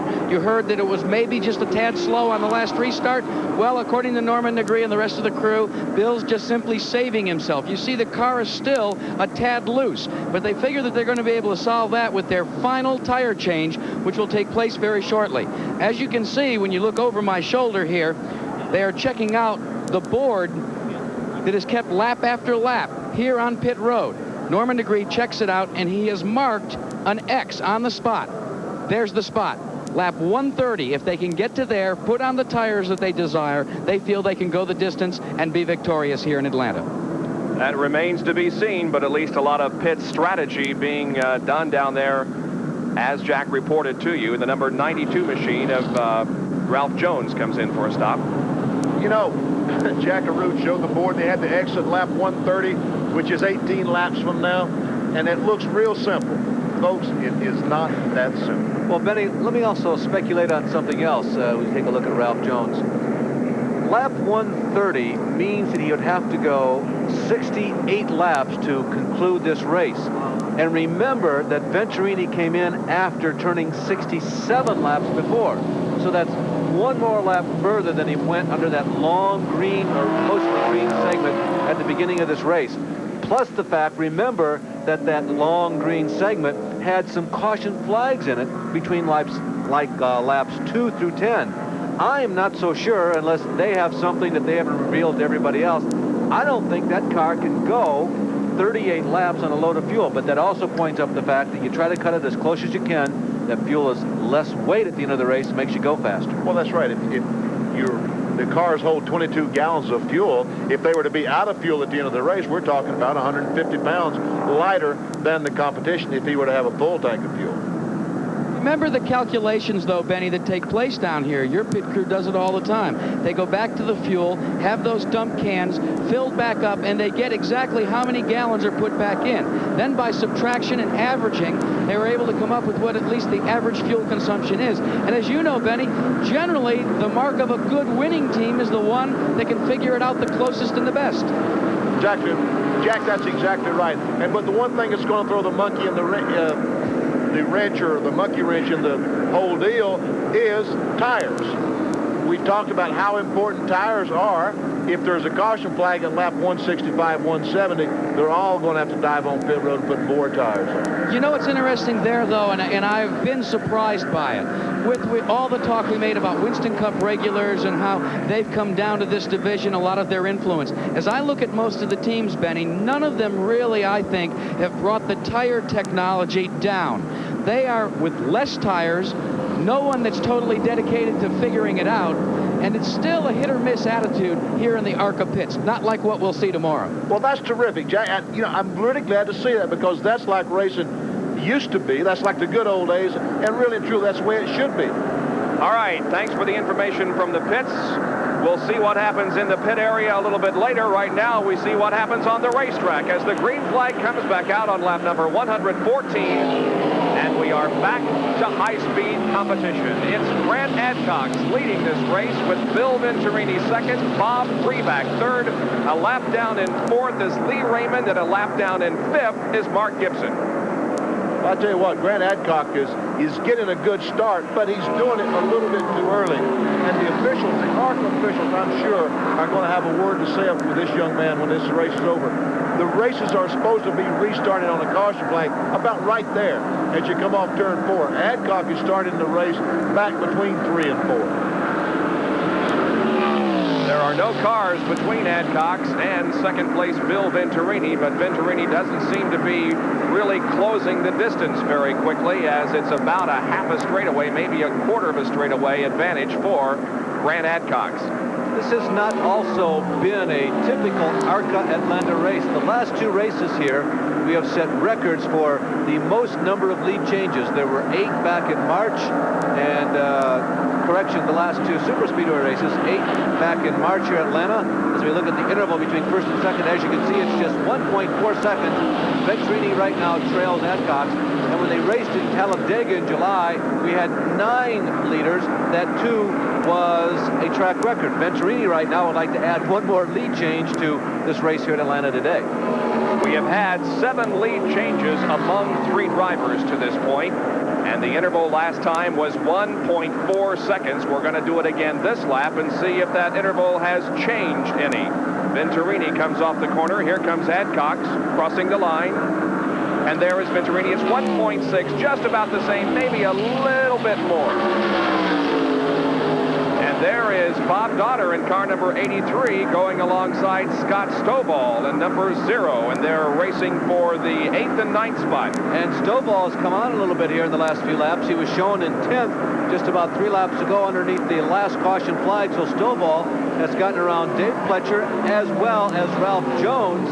And now the 2 former ARCA champions right in front of Ralph Jones continue to race for position into the top 10. Donner, a 3-time champ. Stovall, the youngster on the outside there, a 1-time champ. Donner campaigning that 1981 Le Mans, and the number 0 car is an 86 Monte Carlo driven by Scott Stovall. And Scott Stovall in that maroon number 0, if you've been a very loyal ESPN auto racing fan since the very beginning, you might think back to 1980. Scott Stovall was one of the stars, one of the very early auto racing 80 shows on ESPN. We saw him run and do well as a teenager on the high banks at the Salem Superspeedway. And he was at that time kind of a mentor of Moose Myers also. That's exactly right. As a matter of fact, Moose Myers used to drive this 0 car for many, many years. And I cannot let a race go by without saying this, and I know that Scott is taping this at home, and he wants me to say it. I called him Mini Moose a couple races ago, and it still sticks. He's a big guy, I want to tell you. You don't want to get on the wrong side of Scott. That, by the way, the number 92 car here of Ralph Jones is also racing with the other 2, so it's kind of a 3-car battle here. Once again, the leader is Grant Adcox, as he puts another lap on the number 31 car, now being driven by Bill Flowers. And the interval still just about the same as it was. And the number 01 car of Dave Pletcher and Kirk Bryant in the white number 12 continue to go at it out there. This is the battle for 6th spot. Kirk Bryant is another guy that you might kind of stick away in the back of the files of your mind who may have a future in stock car racing. You see Kirk drifting just a little bit out of the fast line through Atlanta's turns 3 and 4. But remember, he won a race here a couple of years ago. As a matter of fact, I think it was this late October, early November race 2 years ago, Benny. I believe you're right, and he has a good chance in automobile racing because his father, Darrell Bryant, very knowledgeable young man, a crew chief for many, many years, crew chief for Rusty Wallace. Jeff Bodine was his crew chief for, Bryant was the crew chief for Jeff Bodine in a season or so. So Kirk has an opportunity because his father has so much knowledge that he can pass on to him. He also had a pole position here at Atlanta. As we go back up front and look at Grant Adcox, who continues to hold on to the lead here. Despite Bryant's speed that he has shown here at Atlanta, he has only led 1 ARCA Superspeedway race. Grant Adcox down the backstretch. Next time around, we're going to check the interval once again. It appears as if Venturini is closing the gap, but we'll confirm that here in just a second as Adcox comes off the 4th corner and crosses the line. We'll start the stopwatch again and then stop it when Venturini crosses. And it definitely is closing in. It's just about half of what it was about 3 laps ago. So Venturini sets sail for the leader, Grant Adcox. It's noticeable that he's gaining right now. Venturini got a little bit too high as he exited turn 2 that time. You know, that's the thing is he saw Adcox up there and he said, I'm gaining. And then he tried a little bit too hard and lost some of the advantage he had gained earlier. We have mentioned a couple of times the fact that Bill Elliott will be on the pole for tomorrow's race, and Mark Martin will be alongside. For those of you who do not know, Jeff Bodine and Dale Earnhardt will be in the 2nd row. 3rd row will be Morgan Shepherd and Rick Wilson. And Then, Benny, you and Tim Richmond will start back there in the 4th row. I got some good company, don't I? Yeah, you do. Yeah, Richmond. I wish I could get some of that, whatever he's got, rub off on me tomorrow. I bet you'd like to start alongside him all year, wouldn't you? Yeah, exactly. He's been on the pole like 6 times or something. 7 times maybe he's had pole position this year. Bill Venturini, the pursuer. Grant Adcox, the pursuee. There is the number 75 car of Bob Schacht.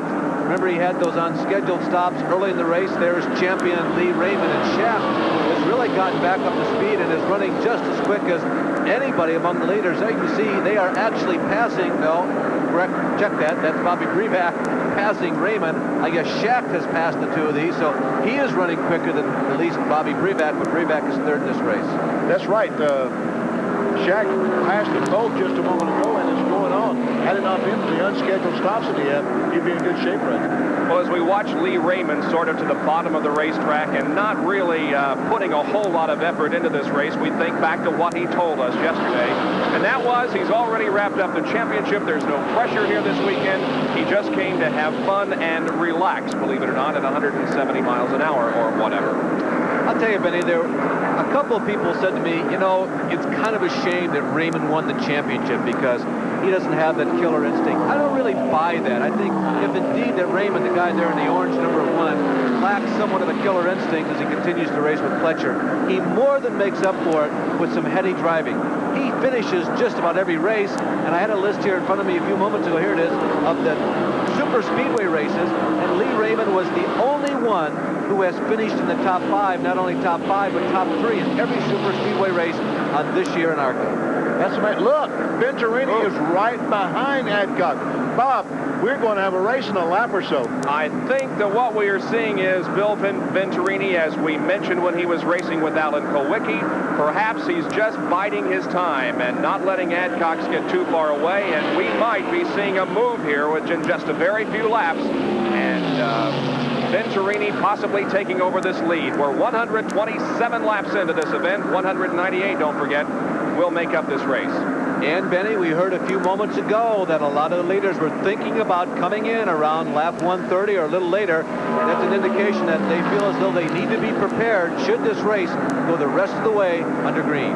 Barry, let me update you, though, on one car, the lead car, when he intends to pit. We checked with the crew right here, and they said we're going to have to wait until at least lap 140 before we can bring Grant in for his final stop. So they're counting it down a tad differently than Bill Venturini's crew is. Okay, remember, Venturini said lap 130 was their goal. Next time around, it'll be lap 129, so we're getting very close to that time when Venturini may be coming in for the stop. You know, we look at that scoreboard, and that's a typical ARCA scoreboard. Now, if that were a NASCAR score, he'd have the lap speed that his car had performed each lap, every lap. He'd have the time written down, so when they go home, the crew could go through that scoreboard and tell what they did and what kind of difference it made when the day was over by checking the speeds. There's Kirk Bryant looking to the inside of Lee Raymond. They've been tussling and tugging at each other for about the last 10 laps. Neither one of them seemingly gaining a significant advantage. Right now, unofficially, that would be the contest for 6th position. Look at Bryant go inside down, going in turn 3. They're side by side. But can Bryant keep it on the bottom of the racetrack? Oh, they get close. He hasn't been able to keep it on the bottom. This time he's doing a little bit better job of it. Kirk Bryant, a couple of youngsters, really, both of these guys under 30 years of age, and both of them looking at probably the next 10, 12 years in terms of their future as race drivers. Lee Raymond is only 1 lap down, and Kirk Bryant is shown as 2 laps down, so that wasn't a battle for position, but some mighty fine, close competition out there. Now look at this. Speaking of competition, now Venturini is right on the back bumper of Grant Adcox, and that was lap 131, so they have met their goal, but should be coming in for a stop soon. We might also point out that maybe one of the reasons why Venturini is running a little quicker than Adcox, as the fuel load went down, that car lightened up. It perhaps gets a little faster because it is lighter, but also sometimes as the fuel load lessens, the tire setup becomes more favorable. You can run quicker when the load gets lighter. But you know, here we're back in the same situation as we was earlier on in the race when he was running with Kowicki. He was right on the back bumper of Kowicki. A couple laps later, he'd be 15 car lengths behind. Same situation. He was on the back bumper of Adcock. Now he's 10 or 15 car lengths behind. And I don't quite understand. I'll tell you, Benny, whenever I see this going on, though, I feel very comfortable with it. I normally say I like the race that the guy in second place is running. And even though that Venturini's had those little nagging things apparently today that seem to be tugging at his heartstrings just a bit, I like the race he's running. The Venturini chess game is picking up some new nuances, though. We've already hit about lap 130. Remember, that's when Norman Negri said he'd bring the car in. Well, now he's altered his opinion.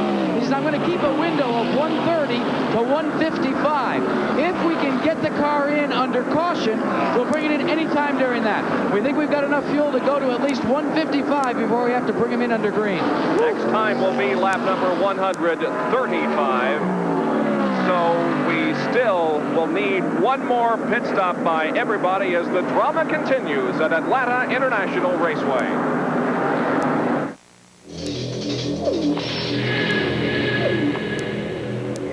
There came a moment when all the elements came together, unleashing a superbly equipped new breed of compact car, the Dodge Shadow, with 2- or 4-door availability, affordable price, a $550 protection plan. The new Dodge Shadow is going to cast a giant shadow across America. Dodge setting new standards of performance. Give me a light. Bud Light. Oh, the chili. If you just ask for a light beer, you never know what you'll get. Give me a light. Bud Light. So if you want the less filling light beer with the first name and taste, don't just ask for a light beer. Good, give me a light. No, Bud Light. Bud Light. Because everything else is just a light.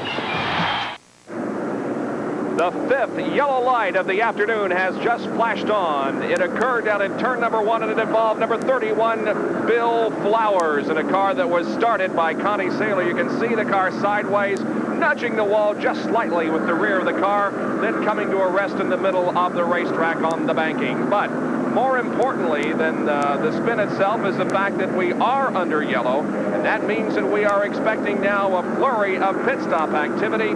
It should be occurring here in just a few moments as the Venturini and the Adcock pits are very, very anticipatory, waiting for their drivers to come in. The field is right now in turn number 4, and neither Adcock nor Venturini are coming in this time. They apparently think that it's going to be some time before the problem down in turn number 1 is corrected. They're going to wait as long as possible to come in and get that needed fuel. Benny, I'm absolutely astounded. I am amazed. I don't understand. I do not understand. It seems like it's the right time. We're at lap 137. The race will go 198, so you're 61 laps from the end of this race. Should be well within the window. Doesn't seem like anybody has to be stretching. What do you think, Jack? Well, it makes a lot of sense to me based on what we've been able to accrue from the different crew chiefs. Remember now, the leader, Bill Venturini's crew, they said that they'd had to get to lap 130. Well, we're working lap 137. They're just looking for a little more of a cushion. But Grant Adcox, on the other hand, said they needed to go to at least lap 140 before they came into pits. Now, granted, you don't expel or consume as much fuel during caution, but when you think it's going to be a few laps, if the leader doesn't go in, not necessary for you to go in. It is kind of monkey see, monkey do, especially in those types of situations. Well, I think the question here is how long the yellow is going to be on. The track crew has completed its job. Now here they come as both Adcox and Venturini head for pit road. Let's go down to Jack, who will call the stop by second place runner Bill Venturini. There you see Bill Venturini coming to a halt. The crew goes over the wall to take their positions to change outside tires. Remember, what they're going to do this time with tires is change the stagger. Also getting service on the outside is Grant Adcox. Adcox further down pit road as a crew member inside the car adjusting on the right rear wedge bolt. Their crew has completed the task, at least on the right side. They're going to go to left side tires, as will Bill Venturini. Taking advantage of this caution period where they can get all the work done, they're going to put 4 new tires on Grant Adcox's machine. There's Bill Venturini's all-crew going to work of fixing the lug nuts on the left side. On the top side, Adcox. On the bottom is Venturini. Your 1-2 combination in today's ARCA event. Now, who's Jack will... First one is Venturini, but both will pull away first. Out, though, will be Grant Adcox because he's further down pit road. That is absolutely right, Jack. The crews ended their jobs at just about the same time, but because Adcox was pitted further down pit road toward turn run, he gets out quick. But Bob Breback is going to be the leader of this race because he got out before either Adcox or Venturini. Well, that'll be interesting. Bobby Breback hasn't really revealed everything that he is holding in his hand today, but now we'll see what we'll see. Benny? Breback's got a big problem. He only changed 2 tires. That's right. Well, believe me, at Atlanta, that's a big problem. Yeah, good point. That's the reason he was in and out so quickly. Changed tires on only one side, so he is at a bit of a disadvantage as he pulls up right behind the pace car and assumes command of this 198-lap race. But he, on the other hand, has only one good set of tires. Well, back in March, as we continue to look at Bobby Breback, and there goes Adcox moving up along the outside of Breback. I don't think he realizes that Bobby Breback is the leader of this race. Grant's saying, hey, you're 1 lap down, but no, Grant, that's not the way it is. Bobby is still in the lead lap, and ARCA officials are going to have to get this straightened out because Adcox thinks that he is leading. I was about to say that when we had this race back in March, Grant Adcox led more laps than anybody else, 70, although it was close. Lee Raymond led 62 laps. The other leaders were Ralph Jones, who we saw some flashes from earlier today, Bobby Dotter, Bobby Jacks, Bob Shack, who had those early pit stops, David Sosby, who crashed out here in the front stretch, and guess who? Mr. Venturini. Tell you what, they better get that pace car off the racetrack. He's going to get run over. That was close. The pace car is off the track, and the field is at full speed even now. The green waves and the ARCA Permatex 300 resumes once again on lap number 139. It's Breback, then Adcox, then Bill Venturini, headed into turn number 2. Bob Shack, I tell you, he could be the spoiler in this situation right now. If those 2 fellas don't get around pretty quick, Breback could get away. But Adcock has cleared him. And look at him dive in the racetrack and right up behind Breback. Look at the time he's making up coming off the corner. Boy, he's really getting a bite, Benny. Let's see if Adcox can reassume the lead here off of the 4th corner to the inside. Yes, Grant Adcox leads lap number 140, and Grant goes back on top. There we saw. That was evident just how much of an advantage 4 tires is as compared to 2.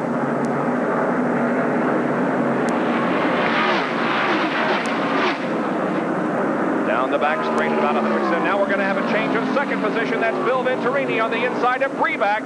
Venturini now gets completely by and goes to second. Breback falls from 1st to 3rd in a lap and a half. Adcox, Chattanooga, Tennessee. Bill Venturini from Chicago, Illinois. I don't know, is that the north versus the south? No, I don't think so. Those days are certainly past. Certainly for ARCA, it's everybody into the fish pond together, and these are a couple of people who have performed well in 1986 in ARCA racing. For that matter, so has Breback there, who is running in 3rd position, and it's almost like it should be. It's really a shame that Kowicki dropped out of this race, but it is very appropriate that Adcox and Venturini looks like that they are going to be the ones slugging it out here for the win in Atlanta. Yeah, Bob Breback, we saw him go in the corner. We watched him go in, and the last time he went up the racetrack. That's just evident of not having left side tires. The right sides will carry up. If you're able to put left sides on, you're able to stay lower on the racetrack. But, you know, the question is, as Jack Arute mentioned a moment ago from down in the pits, those fellas don't have tires sitting every place because 4 tires, a set of tires for a race car is $600. You know, maybe Bob Breback doesn't have $600 to spend on the chance that he can win the race. We're watching Bob Breback and Bob Shack in car number 75. Now, Breback is on the lead lap. There are 3 cars on the lead lap, Adcox, Venturini, and Breback, whereas Shack is not on the lead lap. Now we have Bill Venturini really closing in on Grant Adcox here as they battle for that lead. And Venturini may be having the desire to go back in the lead in his mind. The road is narrowing. Venturini, you can see him just propelling, getting quite a surge off of turns 3 and 4, really getting around that end. Let's see if Bill gets around this end quite as well. Ed Cox with the advantage going into the corner. Venturini not quite getting the jet propulsion out of number 2 as he got out of number 4. Let's see exactly what Venturini has. There is Bill. You just saw a picture of Grant. Venturini gets a little bit of a run up on Grant going down turns 3 and 4. Cookout going on in the infield. Not smoke from a spinning car. Look at Venturini move in. Here he comes off the 4th corner. He'll be going inside, we assume. No, he just stays right behind Ed Cox. Gets right on his back bumper down the straightaway and stays there. The idea here is to get a good end of this racetrack. He's got the advantage in 3 and 4. I thought he'd make the move there, but no, it's coming up in turn 2. Like shot out of a cannon, Bill Venturini goes inside of Ed Cox and takes over the lead once again. Well, I'm surprised, Benny. I thought it was going to come up in 3 and 4 because he didn't look like he had the superior setup in 1 and 2, but he didn't waste any time once he got the edge. What happened the last time down in 1 and 2 is he drove the car in too deep. He went in the corner with too much speed, and he drifted up the racetrack and lost 4 or 5 car lengths. That time, he backed off a little bit earlier, and as you saw, kept it on the bottom of the racetrack, and away he went. When he goosed it, I saw it get loose just a tad. I saw a wisp of smoke, and I thought, doesn't have it this lap, but he had just enough momentum that it stuck. Goosed it, what does that mean, Bob? I'm not sure. That must be an old Midwestern colloquialism. I don't know, it seems common to me. Now Ed Cox also looking strong here, looking inside of Venturini, but unable to take that spot away again. Well, Bill Venturini's only win in ARCA racing this year was here on this racetrack in March, and the defending champion of this race is Lee Raymond, so we may see 2 in a row at Atlanta for Bill Venturini here this afternoon. With 148 laps completed now, we'll take a break and be back with more from Atlanta International Raceway.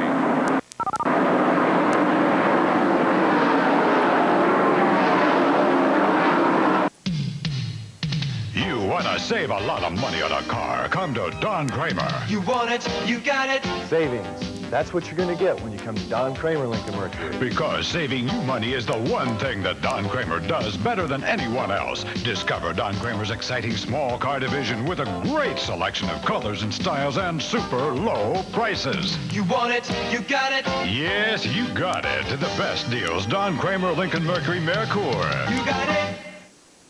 Your pain can be a frightening mask that hides the real you, even from yourself. But doctors of osteopathic medicine, or DOs, are trained to look beneath that mask of pain to see the whole person. And that's why DOs care for all of you, not just your symptoms.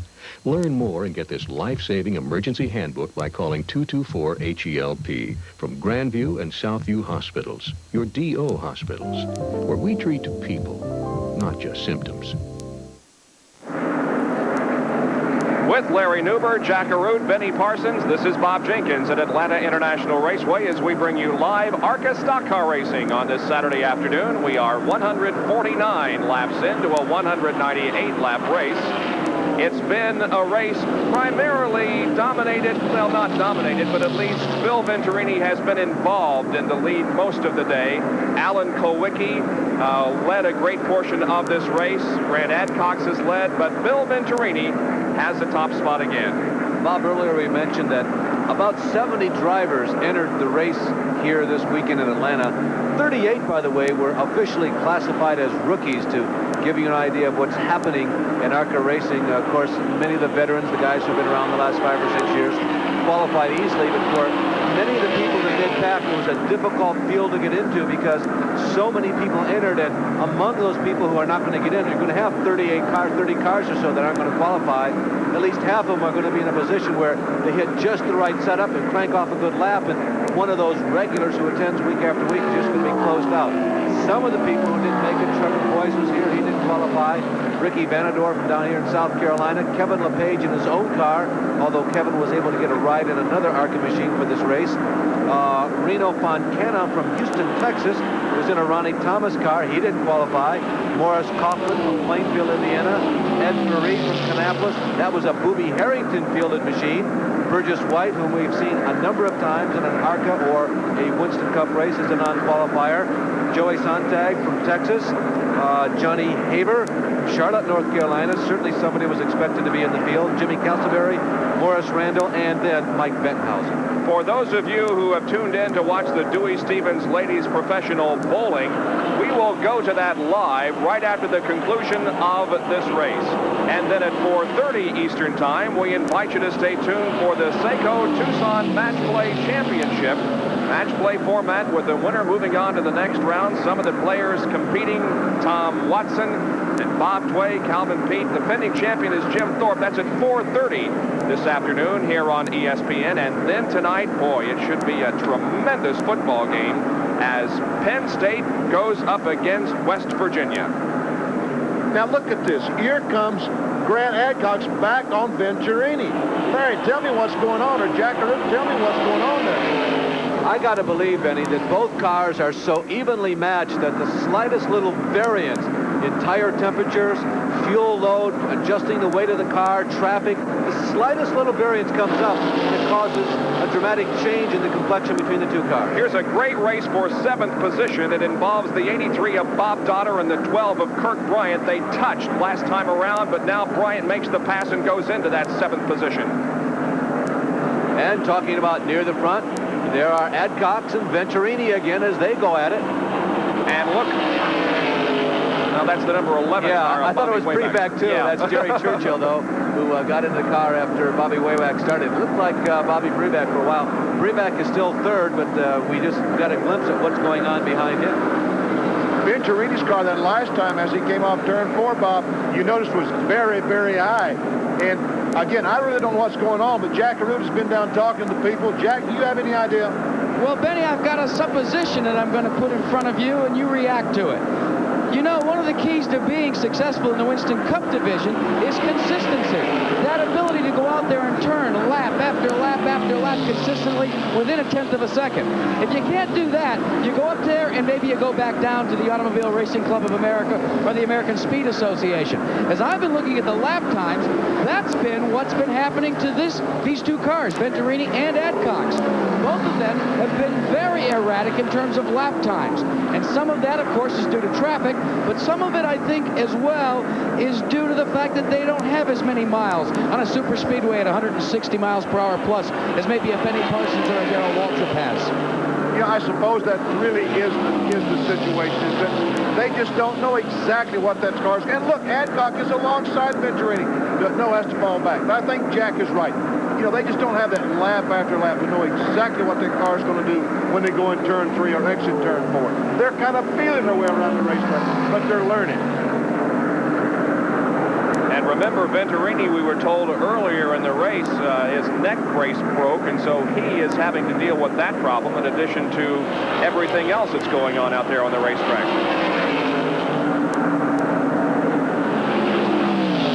Venturini leads Adcox. Now, here is a replay, and this is how close the racing is. There's Kirk Bryant and Bob Dotter, and Bryant goes up, touches Dotter in the left rear, and the car starts. And Kirk Bryant backed off, let him straighten the car out. Thank goodness he did. We could have had a serious crash coming off turn 4. That was 6. They were jousting away for 6th position. They trail Ralph Jones in number 92 for 5th. Lee Raymond is 4th. And, of course, we've talked about the 3 that are on their own in terms of the lead lap. That other car there to the inside of the racetrack is the number 10, driven by Rick O'Brien from Normal, Illinois, a guy that we used to watch run USAC stocks on the dirt over in Springfield. We used to televise races from over there. As a matter of fact, Bob, talking about that as well as picking up on the point that Jack and Benny just made, this division runs on so many different kinds of racetracks. You have to admire it from that standpoint, but it really does put you at a disadvantage when you come down to a super speedway, going from a quarter-mile pavement to a mile dirt to a mile-and-a-half paved high-bank super speedway.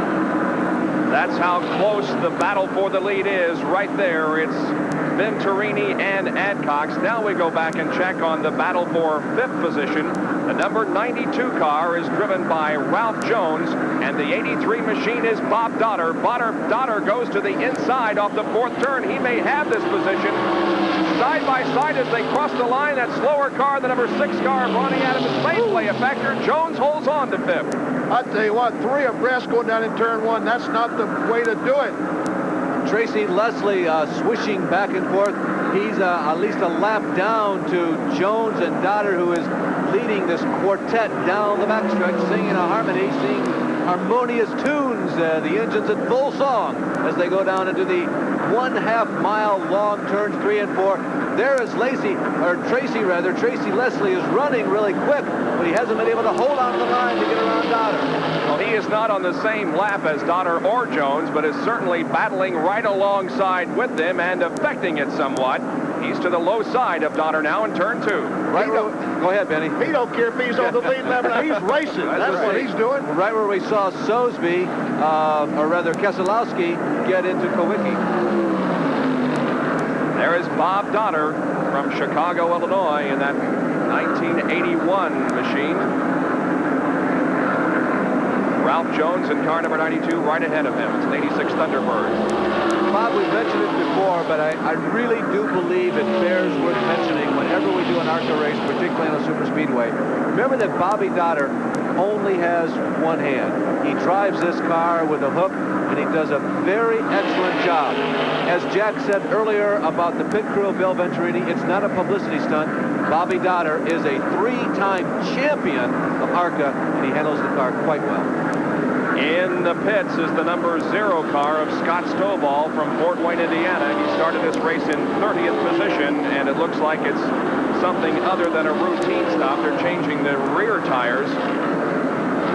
They're changing both rear tires, aren't they? They jacked the car up under the center of the rear end housing and changed both rear tires. Quite a switch, folks. You normally don't see the cars do this. They normally jack it on the right side or left side. That's interesting. Yeah, he was running near the top 10.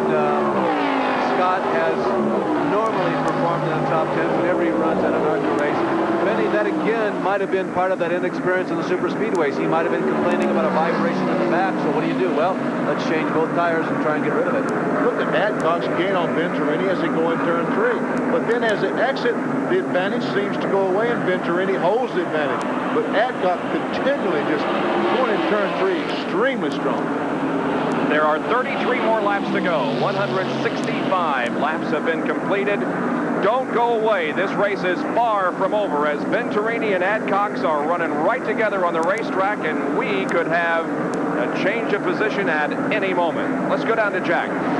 Well, gentlemen, we've talked a lot about the shade tree nature of the mechanics down here in ARCA competition. Not to cast any dispersions against the 0 team, but they came in and they knew they had a rear tire flat.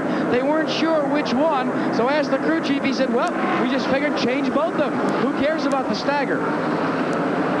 You know, that's pretty doggone interesting. I hadn't thought about that, but figuring out which tire is flat in the left rear or right rear is a difficult problem. So maybe we should start doing that and change the 2 rears instead of guessing that it's the right or the left. Might save a pit stop. Might save a pit stop. There is Venturini now, but sneaking up very closely, just like you said last lap, Benny. When they get into turn number 3, Adcox just closes it up to within a half a car length or so, but coming down the straightaways, Venturini seems to pull away. But not this time. Adcox right there on his rear bumper. But then again, going back to when Venturini was chasing Adcox, remember those few laps? Venturini seemed to gain ground going into 3 and going around the long apex of 3 and 4. Same place Adcox is. I think Jack Ruda a moment ago hit on exactly what the deal is, that these fellas just don't have the miles that some of us veterans have on these racetracks. Once again, Ralph Jones and Bob Dotter are battling for position back in 6th and in 7th. There they are, Jones followed by Bob Dotter. The 11 car is not on the same lap. That's being driven now by Jerry Churchill, but there are Jones and Dotter. Jerry Churchill, the trucker from the Detroit, Michigan area, for whom I have a relative, by the way, who works. I bet you didn't know that, did you, Mr. Jenkins? But at any rate, there's Jones and Bobby Dotter. They've been having a good scrimmage going after each other for about the last 20 green flag laps. Look at this. Adcox on the low side of the racetrack on the bottom. Cannot pull off the pass. but he certainly is right there with Bill Venturini, clicking off lap number 170. 38 more laps to go. 28 more laps to go. Well, that was close. Ronnie Adams looking up in the rearview mirrors, getting ready to turn left, and all of a sudden on the right side, on the high side, here comes Venturini blasting by. You know, Grant Adcock might not pass Bill Venturini, but he's at least going to worry him to death. You're right about that. So the battle goes on here at Atlanta International Raceway as we bring you ARCA Stock Car Racing, and we'll be back in just a moment.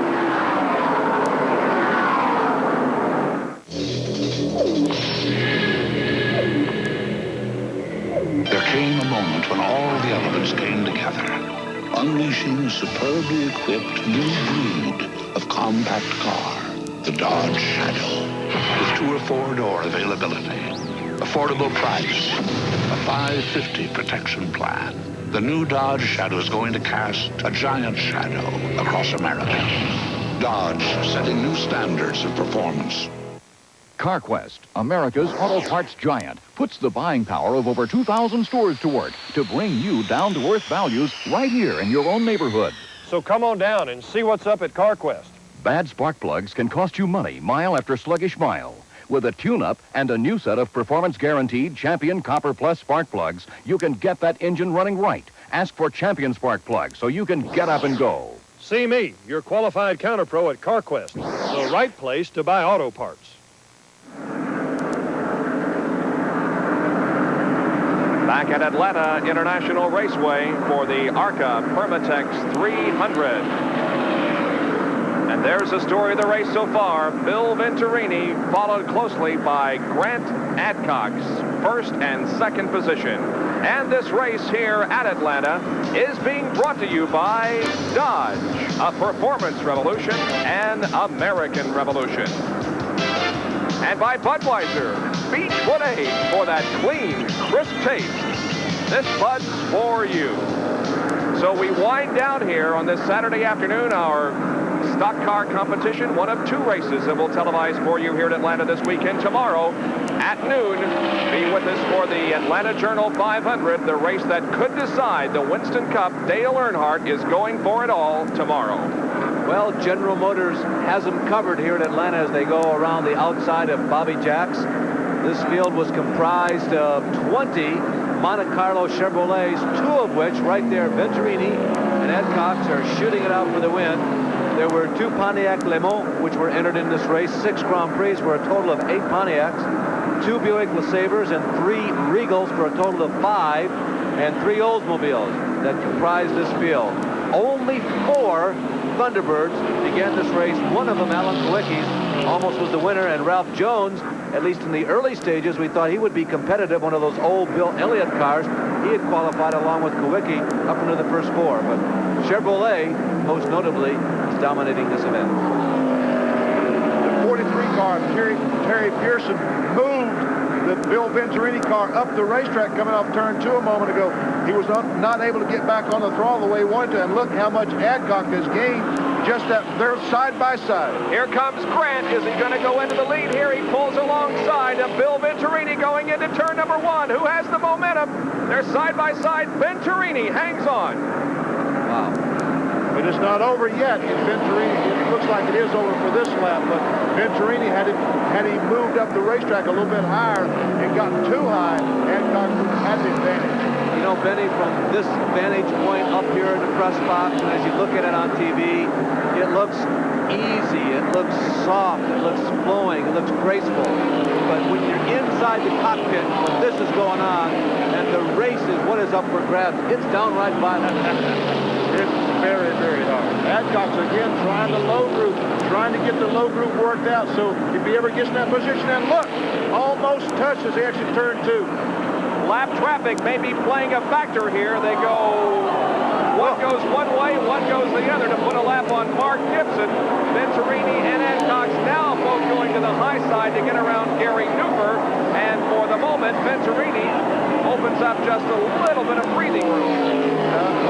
That was close. If Newfer hadn't been there, I believe Adcock would have the lead. Now they go 3 wide going into turn number 1. And all of this is not playing well for Grant Adcock because he has lost a little bit of distance. The 01 of Dave Fletcher is in for a pit stop, and he was running in 9th spot. Coming in at lap 179, we're getting definitely to the closing stages of this race. You got to figure that Fletcher must have felt some type of vibration. Maybe he too had a tire going down, but he drops out of 9th position to take this brief break with less than 20 laps to go. Car zero spinning wildly off the second corner. That's Scott Stovall from Got the Fort Wayne. wall. You can see he's also made contact with the wall as the front end of that car is badly damaged.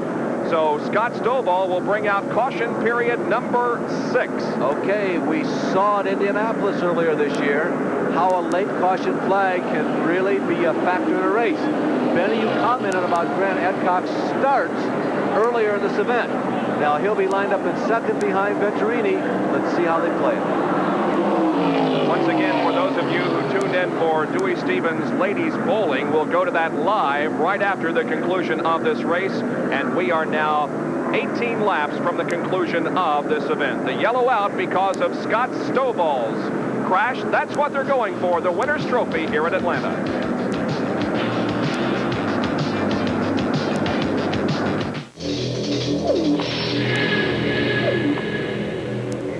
There came a moment when all the elements came together, unleashing a superbly equipped new breed of compact car, the Dodge Shadow, with 2 or 4 door availability, affordable price, a $550 protection plan. The new Dodge Shadow is going to cast a giant shadow across America. Dodge setting new standards of performance. Power and long life. That's what you get from Interstate batteries. With service all across America, Interstate means power and long life. Get Interstate. Take power. NHL hockey on ESPN, the most exciting action on television. Each week through the Stanley Cup Finals, ESPN's outstanding coverage brings you the teams and players. The New York Islanders skate against the Washington Capitals in a Patrick Division shootout. Live Tuesday night at 8 Eastern on ESPN. Sundays, have a swinging good time with AWA Wrestling. You'll feel every bone-crushing blow. Sundays on ESPN. Well, there won't be that kind of body slamming tomorrow during the Winston Cup race, but we expect a great one at noon tomorrow here in Atlanta. Right now in this ARCA race, Bill Venturini trying to hold off Grant Adcock. Let's try to talk to Bill Venturini on the radio. The caution flag continues to stay out for one more lap. Bill, this is Larry Newber up at ESPN Control. Well, buddy, what do you think? Do you have him covered? Oh, Grant hasn't showed me everything he's got yet. I think when he's ready, it's going to go down to the door handle. How about for you, Bill? Have you showed Grant everything that you have? When he pulls alongside of me, you'll know. Yeah, we've been running pretty fast. There's maybe a little more left. I've been trying to save it for the last 10 laps. Bill, this is Benny Parsons. They talked about your neck brace had broken. How is the neck feeling? Oh, it's all right now. We got a bungee cord holding my head up, so I'm physically much better than I was at the first part of the race. But Grant's going to test me. There's no doubt about it. Whoever wins this one deserves it. Good luck, buddy. Well, they say you can fix anything with a coat hanger or a rubber band or a bungee cord, and I guess he has his problem corrected with the bungee cord there, the head brace. But anyway, they continue to clean up the Scott Stovall crash out in corner number 2, and we remain under caution. We'll have some exciting green flag laps when we come back.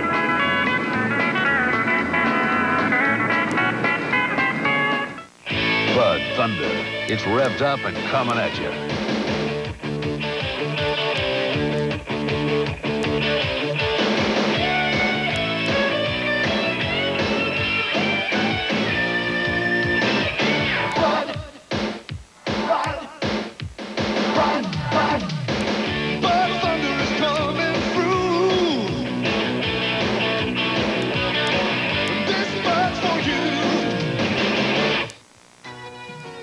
This America's Cup update is brought to you by Crum & Forster and your independent agent. Challenge Kids France was forced to cover sponsorship name on their hull because of International Rule 26 dealing with advertising. We asked America's Cup juror Mary Pera how she might vote if a protest is brought before her.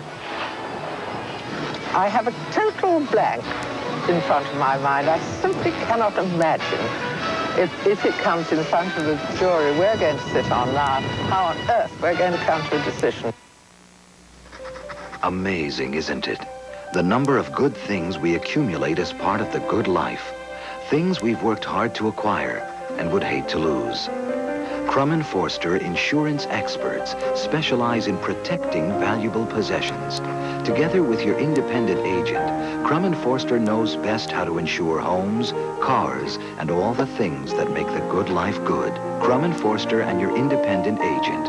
Experts recommending experts.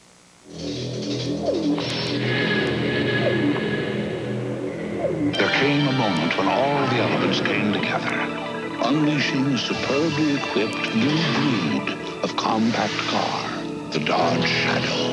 With 2 or 4-door availability, affordable price, a $550 protection plan, the new Dodge Shadow is going to cast a giant shadow across America. Dodge setting new standards of performance. While we were away, this dramatic event, Grant Adcox comes into the pits and gets 4 new tires. What does that mean? I think that means that Grant Adcock wins the race. I mean, it's very simple. I've talked about all day just how much of an advantage that new tires are here in Atlanta. I have the experience of knowing that.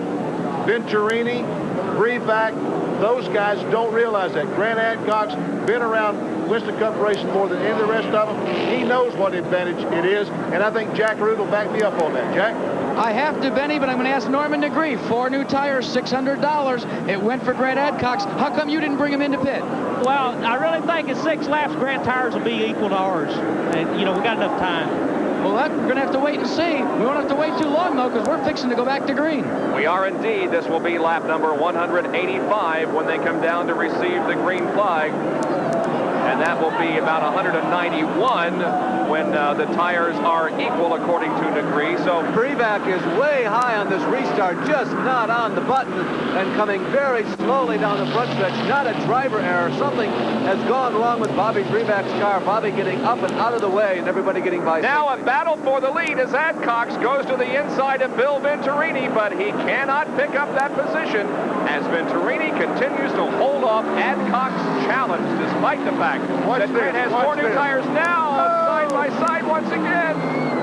That is Adcox to the bottom of the racetrack and Venturini up high. Let's see what happens as they come onto the straightaway. Side by side racing. Adcox may go for it once again, going into turn number 1. Side by side stock car racing from Atlanta International Raceway, and Adcox has the lead. He takes the lead, although it's tenuous at this point with about, what are we talking, 12 laps to go here. Benny, does he have enough time to get those tires? Does Venturini have enough time to get the tires to equate? What do you think? I don't think so. I don't think Brevac, we see him in the pits or looking under the car. I think he's probably got a transmission problem. But no, Grant Adcox is gone.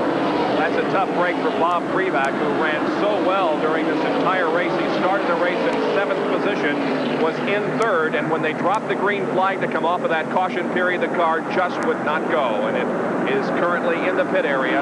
They lower it down from the jacks and they push it back out onto the racetrack, but Bob Brevac will relinquish that 3rd position. Now you can see how Adcox has opened up some racetrack between himself and Bill Venturini as they come down once again to complete lap 188. 10 to go. And with Brevac's retirement, or at least setback, he's going to try. He's going back out of the racetrack. You know who that moves up in the 3rd place? We talked about it at the beginning of the race. He seems to have the uncanny ability to do that. Lee Raymond. Right. Series champion whose series championship came this year not because of wins, but because of consistency. It has been a very consistent performance for Lee Raymond all this year. His only win came a year ago in this race. Now, ARCA used to begin their season for the next season here in this November race, but it ends the 1986 campaign this year. See, Venturini, he's trying to catch Grant Adcock, but he just doesn't have the tires. The harder he tries, the more he goes up the racetrack.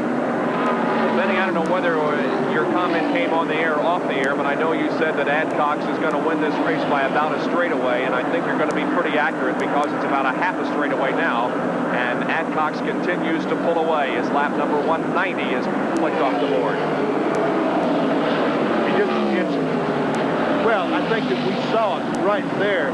We're evident just how important new tires are in Atlanta. Also trailing along in third place on the racetrack is Bob Schaff. There goes Venturini. He is sandwiched between the number 2 car of Grant Adcox. There you see on the left of your screen, Schaff is just off to the right. Schaff, for his brand new sponsor, Wealth Unlimited, has turned in a good race once he got over the first 5 or 10 laps.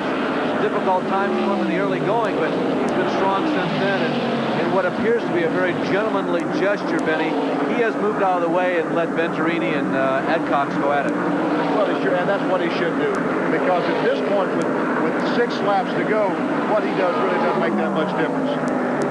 Well, Jack Arute is in victory lane waiting for this race to conclude, but has this observation.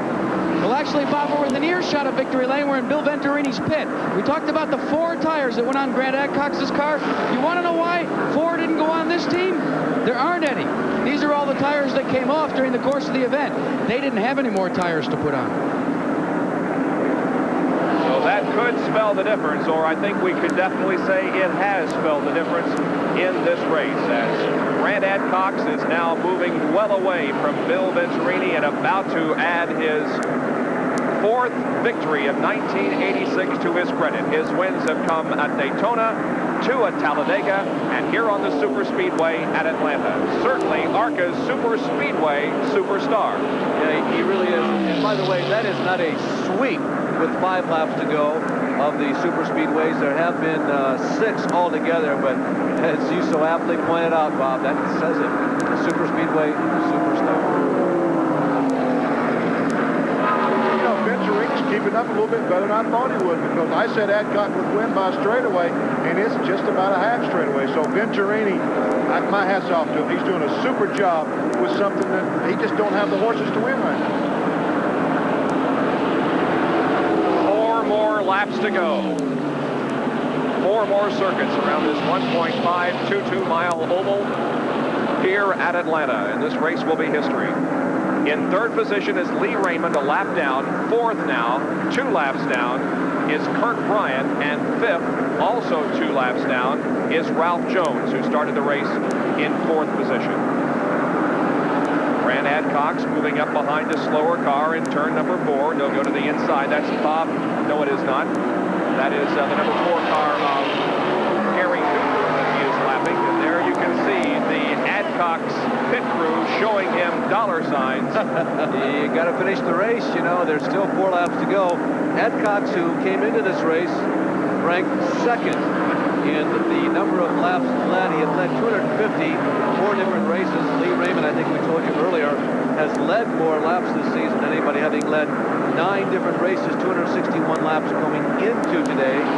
Bobby Jacks was 3rd, Shack was 4th, and Brett Bodine, in the space of 1 race last October here, was 5th in laps led for the whole season. He led 170 laps. Grant Adcox is 36 years of age. He hails from Chattanooga, Tennessee, and is a truck sales manager for Adcox Kirby Chevrolet. And right now his Chevrolet is in the lead. Down the backstretch, heading into turn number 3. Harold Kinder, the official starter for the NASCAR Winston Cup Series, is the flag man, and he has the white flag furled. Now it becomes unfurled, and the white flag goes out to Grant Adcox. 1 more left to go. Bill Venturini about a half a straightaway behind, but it looks like as though Grant Adcox is going to win this race here at Atlanta. He comes off the 2nd corner, down the backstretch once again. There isn't a whole lot of traffic between himself and the checkered flag, so he shouldn't have much traffic to worry about. He's between turns 3 and 4 now. In turn number 4, coming off onto the straightaway, Grant Adcox wins the ARCA Permatex 300 here at Atlanta. Bill Venturini crosses the line in second position. Those are the only 2 cars on the lead lap. And there's the celebration of the Adcock crew, and there is the trophy that Grant will be putting in the back of the car. That fellow that was holding up the board a moment ago with a money sign on it, I think that was Bob Brown, his engine builder. That probably meant I'm going to get paid. Adcox had told me yesterday that next year he was going to go after the ARCA Championship. Not that he didn't this year, but he felt that his inexperience on the short tracks, and particularly the dirt race tracks, really held him back. They had a race in the mile dirt that was won by whom else? Dean Roper about a month and a half ago, and Grant won the whole race, or ran the whole race, but he finished a lap down. Unfortunately, there were like 9 cars in the lead lap, but Grant said that, you know, next year I'm going to really put some effort into doing well on those racetracks where I'm a little weaker at, and I hope to be champion. Well, Grant takes an insurance lap. We look at the top 5 finishers. Venturini second. Lee Raymond finished third, a lap down. Bob Breback, despite the fact that he had major problems toward the end of the race, had enough laps to finish in 4th. He was 2 laps to the rears, and Kirk Bryant finished in 5th, also 2 laps down. Dewey Stevens ladies bowling coming up in just a very few moments, as soon as Grant Adcox can move into victory lane, and we can have a few words from him, I should say. Benny, beginning of that bowling. Excuse me, Bob. Benny, I guess in a situation like this, Adcox is at an interesting crossroads in his career.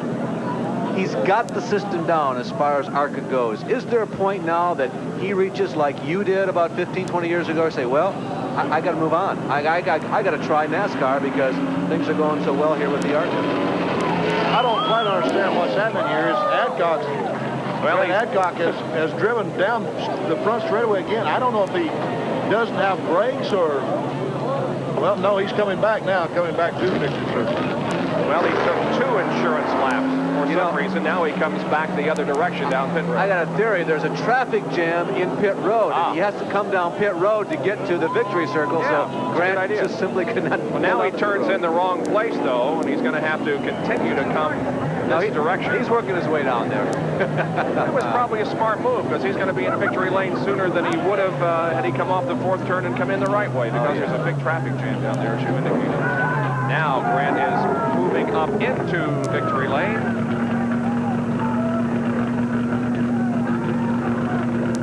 ARCA officials and crew members there to greet him. The netting comes off the window, the helmet comes off, and Grant Adcox has won this 300-mile race here at Atlanta. Jack Arute is in the pit area. Here's Jack. Grant, congratulations. They almost pulled us right out of it talking to each other. A great run. 4 tires seemed to make the difference, though. It did. We had a right rear going away, and I knew we had to have some, so we just took them.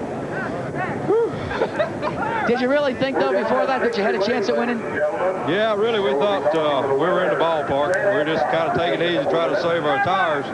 And then I thought, well, we're so close, let's just get forward and make it simple. Well, it'll be a Tennessee celebration here in Victory Lane in Atlanta, Georgia. Grant Adcox victorious. There you go. We say goodbye to Benny Parsons and wish you a lot of luck tomorrow in the Winston Cup race, Benny. Thank you very much. Dewey Stevens Open Ladies Bowling coming up from Tacoma, Washington. Don't forget, tomorrow at noon here at Atlanta International Raceway, the Atlanta Journal 500, the race that could decide the Winston Cup for Dale Earnhardt. For Benny Parsons, Larry Newber, and Jack Arute, this is Bob Jenkins. Please be with us tomorrow. We'll see you then. For now, so long, everyone. Nobody has lower fares than United to more cities across this land. North to south, east to west,